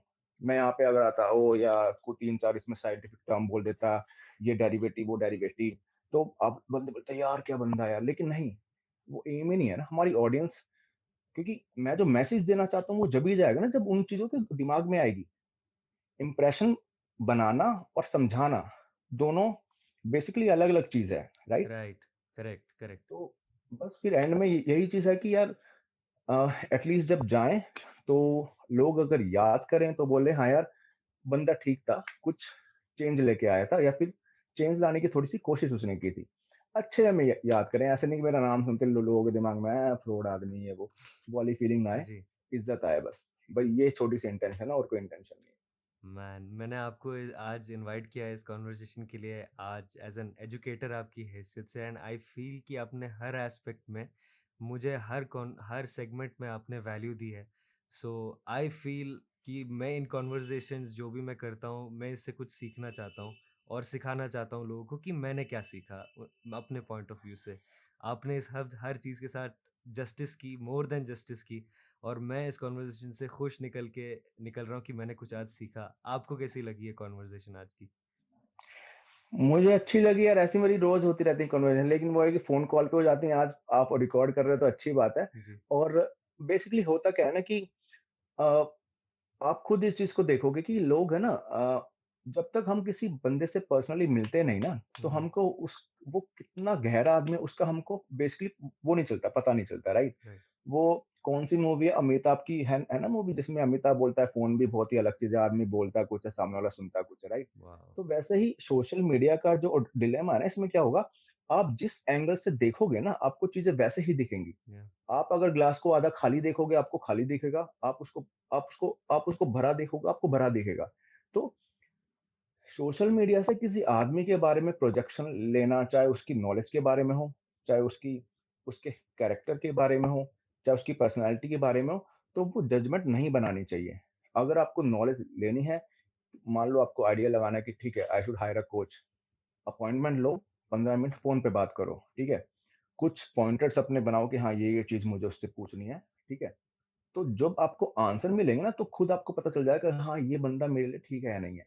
कि जिस अंदाज़ से वो आंसर दे रहा है, चाहे वो आपको वैल्यूएबल कंटेंट दे रहा हो, सीधे-सीधे आंसर दे रहा हो, य या फिर वो नहीं, नहीं, ये नहीं, ये नहीं, वो नहीं, यहाँ वहाँ घुमा रहा हो, तो आपको पता चल जाएगा कि यार ये अभी मुझे आंसर नहीं दे रहा, मैं इसके अंदर ट्रेनिंग करूँगा, तो मैं अच्छा बॉडी बिल्डर तो बन जाऊँगा, लेकिन मैं सीख नहीं पाऊँगा कुछ, हम्म। ठीक है? और तीसरी चीज़ इसमें ये है कि छोटी-छोटी बातों पे रिलेशन मत बिगाड़ो। मैंने देखा है आपस में एथलीट्स हैं, एक दूसरे के लिए यार ठीक है छोटी सी इंडस्ट्री है, ठीक है, और कोई आपके लिए अगर हाथ बढ़ाता भी है ना, तो अपनी ईगो पे मत लो, पता नहीं मैं क्या हूँ, टॉप हूँ। सब सब नॉर्मल है भाई, अपने घर में हर कोई शहंशाह है। जी। मेरी मम्मी के लिए मैं हूँ बहुत बड़ा तोप हूँ, आपकी मम्मी के लिए आप बहुत बड़े तोप होगे, जी। और फलाने एथलीट के लिए तो हर कोई अपने घर में ठीक है, अपना बेस्ट दो और छोटी सी लाइफ है, एंजॉय करो, चीजों को दिल मैं में नहीं लगाते। मैं बहुत इम्प्रेस्ड हूँ आपसे कि आप खुद को इतना like seriously in the sense नहीं लेते कि आप खुद को बहुत बड़ा नहीं समझते। इतना कुछ आपने हमें वैल्यू दिया, यू स्टिल फील दैट नहीं मैं कुछ खास नहीं हूँ। That's really inspiring. हम सबको वो चीज़ सीखनी चाहिए कि how to be grounded, how to remain down to earth. आपने हमें ना ही सिर्फ साइंटिफिक थोड़ी चीज़ें सिखाई, ना ही सिर्फ आपने अपने ओपिनियंस दिए, अवेयरनेस बेस्ड आपने टॉपिक्स बताए। उसके अलावा आपने जनरल लाइफ के बारे में भी बहुत ऐसी बातें कहीं जो आई फील हम सबको as an individual of this community अपनानी चाहिए अपने अंदर। एक लर्नर की पर्सपेक्टिव हमेशा रखनी चाहिए कि भाई हमेशा सीखने को ओपन रहो। आपने मेरे बहुत सारे ऐसे चीज़ें क्लियर कर दिए इस कॉन्वर्जेशन में जो जो मैं प्रॉपरली समझ नहीं पाता था, या समझने की जो मेरी चैनल थी, वो जो रास्ते पे मैं जा रहा था, वो रास्ता सही नहीं था। तो आपने मुझे सही रास्ते पे लाया and thank you for that. मुझे बहुत अच्छा लगा कि मैं कुछ वैल्यू लेके जा रहा हूँ। कुछ ऐसी चीज़ जो आप डिस्कस करना चाह रहे थे और हमने आज डिस्कस नहीं किया, we can quickly go over it. एक बहुत इम्पोर्टेंट जो मैं बार-बार यहाँ से एथलीट्स के साथ में सुनता हूँ ना कि अ, हमको कोई सपोर्ट नहीं करता, आई मीन हमको अचीव करना है, राइट? देखो ये दुनिया का दस्तूर है, जब तक आप में कुछ लोगों को दिखेगा नहीं ना, तो कोई आपकी हेल्प नहीं करेगा।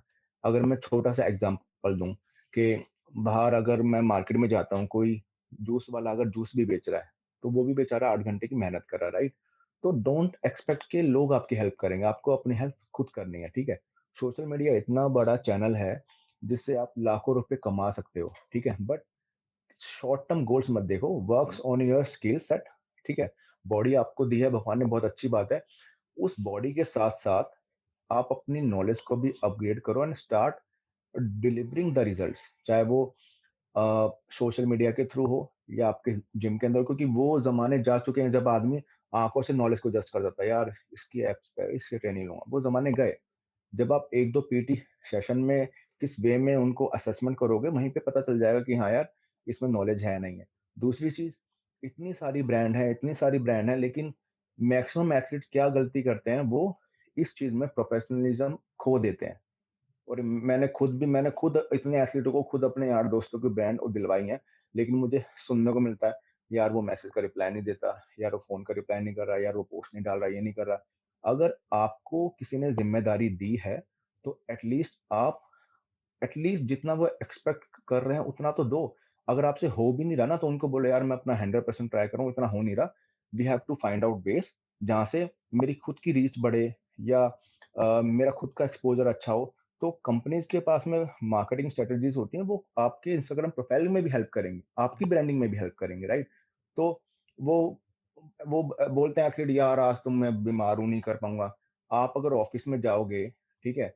तो आपको बीमार होने के लिए छुट्टी लेनी पड़ती है। या तो आप अगर किसी ब्रांड के साथ में जुड़ रहे हो, तो एटलीस्ट अगर उस ब्रांड ने आपको बोला है कि इस दिन आपका डिलीवरेबल है, तो अगर आप किसी एक्स वाई जेड रीज़न की वजह से डाल नहीं पा रहे हो, तो जो आपका पॉइंट ऑफ कॉन्टैक्ट है उसको इन्फॉर्म करो, भाई मैं आज नहीं डाल पाऊँगा। लेकिन बी प्रोफेशनल, क्योंकि कम्युनिकेशन ब्रांड्स भी कम्युनिकेशन आपका, रखनी चाहिए। Right, right. क्योंकि जो छोटी-छोटी चीज़ें होती हैं ना, ब्रांड वाले सारे आपको देखते हैं कि कैसे आप सोशल मीडिया पे अपने आप को प्रोजेक्शन आपका हो रहा है, राइट? अब मैं देखता हूँ यहाँ बंदे बैठे हैं ऐसे, हुक्का पी रहा है एक बंदा, दोस्तों के साथ, भाई उसको कौन-सा ब्रांड वाला लेगा, आप मुझे बताओ? उसको अपना व्हे प्रोटीन वो करवाना है, आप सोशल मीडिया पे आके हुक्का पी रहे हो, राइट। ठीक है? देसी हर कोई है, और ऊपर से आपको अंग्रेज़ी बोलनी नहीं आती है। अब बहुत सी ब्रांड बोलेंगे भाई हमें तो अंग्रेज़ी में वो चाहिए रील, तो आपके अंदर टैलेंट होते हुए भी आप पीछे हट जाओगे, हम्म। ठीक है? अगर आप बोलने में इतने अच्छे नहीं हो, तो और भी वेज़ होते हैं, पहले वीडियो बना लो, बाद में वो कर लो। तो बहुत सारी स्ट्रैटेजीज़ हैं, ब्रांड आपको देखती हैं, और अगर आपको ग्रोथ करनी है तो आपको प्रोफेशनल वे में आना पड़ेगा। सोशल मीडिया पे आपको लॉयल फैन आपको बनाने पड़ेंगे, और अपने आप को आपको अपग्रेड करना पड़ेगा। वाह, ये एक बहुत पावरफुल मैसेज है। इसमें मुझे जो मेन पॉइंट लगी कि अपने ब्रांड इमेज को सीधा करो अगर आपको उससे पैसे यस, कमाने हैं, एंड डोंट ब्लेम मत करो यस, लोगों को कि यार मेरे साथ ही ऐसा हो रहा है। यस। ये बहुत बहुत इंपॉर्टेंट चीज़ है। आपने आज आके चार चांद लगा दिया हमारे महफिल में सर। आप अपने कंटेंट के साथ आई एम श्योर हमारे लोगों को भी बहुत ज़्यादा वैल्यू देंगे देंगे। आप मुझे ये बताइए, आप किसी ऐसे प्रोजेक्ट पे काम कर रहे हैं क्या जिसका हमारी कम्युनिटी कुछ हिस्सा बन सके, कुछ सीख सके आपसे? कोई ऐसी चीज़ें आप कर रहे हैं तो प्लीज़ लेट अस नो। यार मैं ना अभी मैं सीरियसली अभी अभी मैं प्रोजेक्ट्स की बात नहीं करूँगा। मैंने जो 3 प्रोजेक्ट दोस्तों से शेयर किए वो सारे लीव हो गए, और वो किसी और ने लॉन्च कर दिए, ठीक है? मेरा प्लान ये था कि एक इंडिया की जैसे इन्फॉर्म्ड चॉइस हो, वैसे इंडिया की कोई हो एजेंसी, तो पिछले साल मैंने किसी से किया था डिस्कस, और आज वो हो चुका है लॉन्च, ठीक है? ऐसा नहीं कि हो सकता है कि वो लॉन्च हो सकता है कि जब मेरे दिमाग में आ रहे हैं, उनके दिमाग में भी चीज़ें आई हों। लेकिन कहीं न कहीं ऐसा फ़ील होता है कि जब आप शेयर कर देते हो ना, तो वो चीज़ हो नहीं पाती। I mean okay. ये बेसिकली ये मेरा पर्सनल एक्सपीरियंस है, ठीक है? दूसरा एक चीज़ मैंने लॉन्च करने की सोची है कि इंडिया की पहली ऐसी हो लैब जहाँ पे आप अपनी एक्टिविटीज़ को ट्रैक डाउन कर सको, जहाँ पे ऐसे इक्विपमेंट हों, हुँ। जैसे मान लो अ अ यूएसए में या फिर यूके के अंदर ऐसी हैं लैब जहाँ पे आप खुद अपनी कार्डियक एक्टिविटी जब आप करते हो, या कोई और एक्टिविटी करते हो, कोई आपने सप्लीमेंटेशन लिया या पोस्ट एक्सरसाइज आपकी बॉडी में क्या क्या चेंजेस हो रहे हैं, आपके क्या क्या दिमाग में न्यूरल चेंजेस हो रहे हैं, उन चीज़ों को ठीक करने के लिए कुछ ऐसा सिस्टम बनाए जहाँ पे, लेकिन उसके लिए मैंने एक दो जगह बात भी की, लेकिन वो यानी कि कहीं भी आप जाते हो, और इंडिया की गवर्नमेंट ऐसी है कि यहाँ पे आपकी बात गवर्नमेंट तक पहुँचती ही नहीं है। लोग उसको बीच में हमारा क्या फ़ायदा, हमारा क्या फ़ायदा? यार हर चीज़ फ़ायदे के लिए थोड़ी ना होती है। फिर तीसरा ये था कि अ, चलो यही 2 थे, और तीसरा ये है कि अब छोटा-मोटा जो इन्फॉर्मेशन प आज तो बेसिकली हमने इन्फॉर्मेशन की कुछ बात ही नहीं की है, ठीक जी। है? ये सारी तो बस ऊपरी बातें हैं। जी। एक्चुअल में अगर चीज़ों को सही से समझना है, तो मैं भी एक छोटा-सा अवेयरनेस प्रोग्राम चलाता हूँ बॉडी बिल्डिंग कॉन्टेस्ट टाइप का, जहाँ पे ट्रेनिंग, न्यूट्रिशन, सप्लीमेंटेशन, और जो भी आपके एनहांसमेंट के जो भी आपके प्रोटोकॉल होते हैं, उनके बारे में इंफॉर्मेशन उस हद तक के you don't have to wait until वो चीज़ें हो जाएँ। जी। कैसे आपको ट्रिगरिंग पॉइंट्स पे काम करके उन चीज़ों को प्रिवेंट करना है, जी। राइट? अब मैं देख रहा हूँ इंडस्ट्री में क्या हो रहा है, ठीक है, इस बंदे की साइकिल चल रही है, ठीक है, तेरे बाल उड़ने लगे हैं तो फिनास्टेड खा लियो, अगर तेरा गायनेकोमास्टिया हो जाए ये टैबलेट। भाई जब उड़ने लग चुके हैं, जब तक तो 20-30% उड़ चुके हैं। राइट। तो इंस्टेड ऑफ उस चीज़ को ठीक करने के लिए आपका प्रोटोकॉल, आपकी अप्रोच ये होनी चाहिए कि आपको साइड इफेक्ट्स होने ही नहीं चाहिए, हुँ। राइट? मैं आपको छोटा-सा एग्ज़ाम्पल दूँ, मैं आपको बोलूँ ला तेरा हाथ में उसमें डाल देता हूँ गर्म पानी में, मेरे पास में बर्नॉल की ट्यूब है, अगर हाथ जल जाए तो इसको लगा लियो, राइट? आप बोल रहे हैं भाई क्या पागल आदमी है, तो सेम चीज़ हो रही है ना, जी, जी। अंधाधुंध चीज़ें चल रही हैं, तो चीज़ें ऐसे काम काम नहीं करती हैं, आपको पूरा एक सिस्टम कैसे, और इतना कॉम्प्लेक्स है सिस्टम कि एक चीज़ एक अ, सिनेरियो में अच्छा काम करेगी, लेकिन उस चीज़ के लिए आपको दूसरी चीज़ें देखनी है, क्योंकि वो ज़्यादा वो लोगे तो वो चीज़ खराब हो जाएगी, वो ज़्यादा लोगे तो तीसरी चीज़ खराब हो जाएगी। राइट। तो कैसे एक बैलेंस बना के चलना है, हुँ। जब हम छोटे बच्चे थे ना, ताश के पत्ते बनाते थे हम, उसमें से एक भी पत्ता अगर खींचे पूरा ढह जाता था। तो वही सिस्टम होता है। और राइट। स्ट्रेस लेवल फूड का है, एक्सरसाइज का है, आदमी के ऊपर अच्छा परफॉर्म करने का है, बहुत ज्यादा स्ट्रेस लेवल होता है उसके ऊपर। इन चीजों का स्ट्रेस लेवल बनाओगे तो आई मीन इंसानियत को बोलते हैं ना कि इंसान नहीं बनोगे, चलती फिरती मशीन बन जाओगे। राइट। सो अभी जो आप इस प्रोजेक्ट पे काम कर रहे हो, आपका क्या होता है कि प्रोग्राम कैसा चलता है? ये ऑनलाइन कोर्सेज होते हैं, अवेयरनेस प्रोग्राम है, ज्यादा नहीं, 6 से 8 हफ्ते का इसका होता है, जिसमें कि अलग अलग सेक्शंस को मैंने डिवाइड किया गया है। और इसमें मैं पहले ही बता देता हूँ भाई, तुम्हें ये चीज पढ़ के आनी है, क्योंकि मेरा ये मानना है कि 1 घंटे की क्लास के अंदर मैं ये नहीं बताऊंगा ये हाफ लाइफ, ये हाफ लाइफ, वो हाफ लाइफ, जी। क्योंकि वो चीज ऑलरेडी इंटरनेट पे है अवेलेबल। ठीक है, उस चीज के लिए मैं अपना भी टाइम खराब नहीं करूंगा, आपका भी टाइम खराब नहीं करूंगा। राइट। और जो चीज ऑलरेडी अवेलेबल है उसके लिए किसी से पैसे लेना, वो चीज मेरे को नहीं है गवारा। तो वो चीज एटलीस्ट शेयर करो जो कि गूगल पे नहीं है, कुछ एक्स्ट्रा है। There is a difference between knowledge and information. Information, correct. Information information सब है गूगल पे कि ये इनकी क्लासिफिकेशन है, ये टेस्टोस्टेरोन डेरिवेटिव है, ये आपके डीएसटी डेरिवेटिव है, ये आपके 19 वो है डेरिवेटिव। तो उस चीज के लिए आई मीन काम का अपना टाइम खराब करना, सामने वाला टाइम खराब करना, वो चीज ठीक नहीं है। कुछ ऐसा वैल्यू एडिशन दो कि बंदा बोले हाँ यार कुछ हमें सीखने को मिला है। हाउ टू यूटिलाइज दैट तो इंफॉर्मेशन, उसको नॉलेज कहते हैं, राइट? यस, और बेसिकली आप उसका जो दिमाग के आसपास के जो जितने भी सारे सवाल होते हैं ना, जी। उनके आंसर दे दो।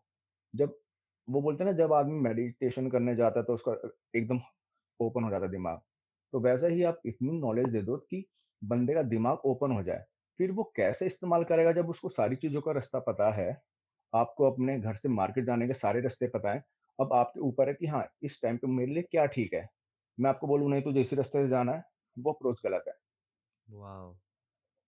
राइट। I think. और ऑनलाइन ऑनलाइन सर्टिफिकेशन कोर्सेज होते हैं ये, और इसमें ओपन एंडेड होते हैं। जो भी आप बेसिकली अपना क्वेश्चन पूछना चाहो उसमें पूछ सकते हो। मैं एक व्हाट्सएप ग्रुप भी बना देता हूँ जिसमें जो भी आपका डाउट हो about peak week, about your protocol, about PCT, diet, nutrition training, everything, every question is answered, and मैं पर्सनली खुद उसको आंसर करता वाह, दैट्स रियली गुड एक्चुअली। हम जैसे हूँ। आपने राइटली मेंशन किया कि आप कभी कभी लोगों को बोलते हो कि अगर मेरी कोर्सेज अटेंड कर रहे हो तो इस चीज़ की बेसिक इन्फॉर्मेशन लेके आओ, ताकि आप यस। वैल्यू फोकस करो अपने कोर्स में प्रोवाइड करने का।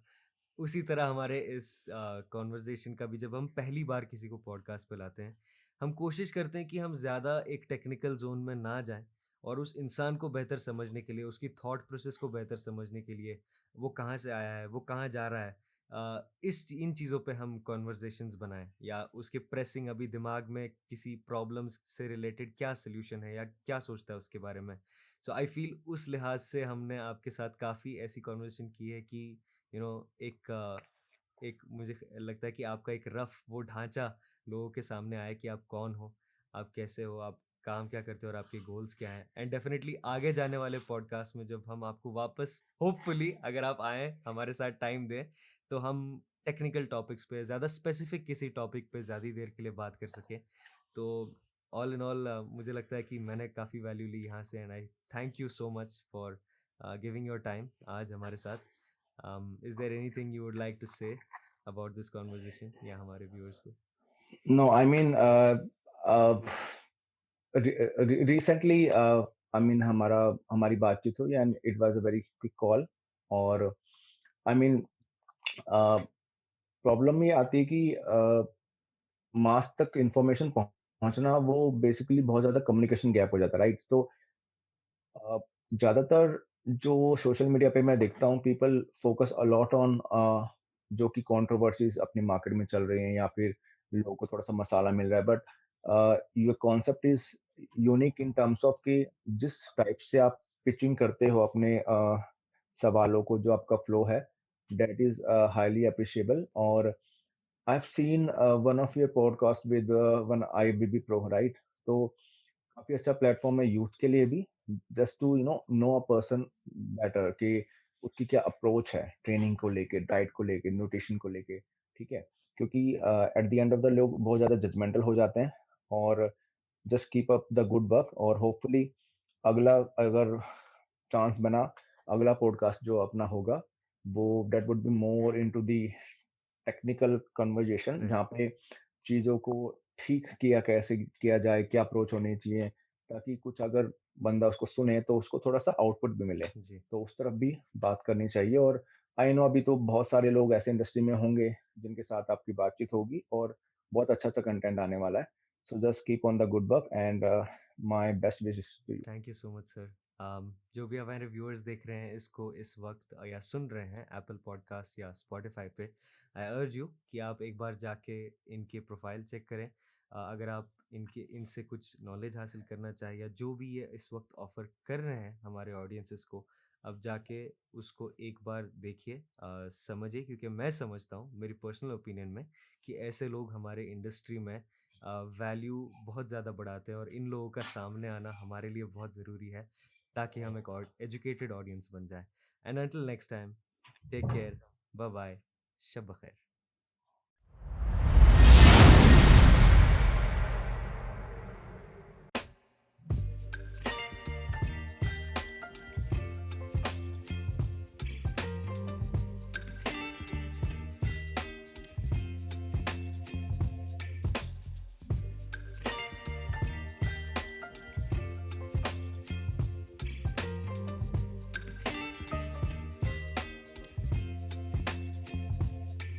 Baby, you give me ice and fire.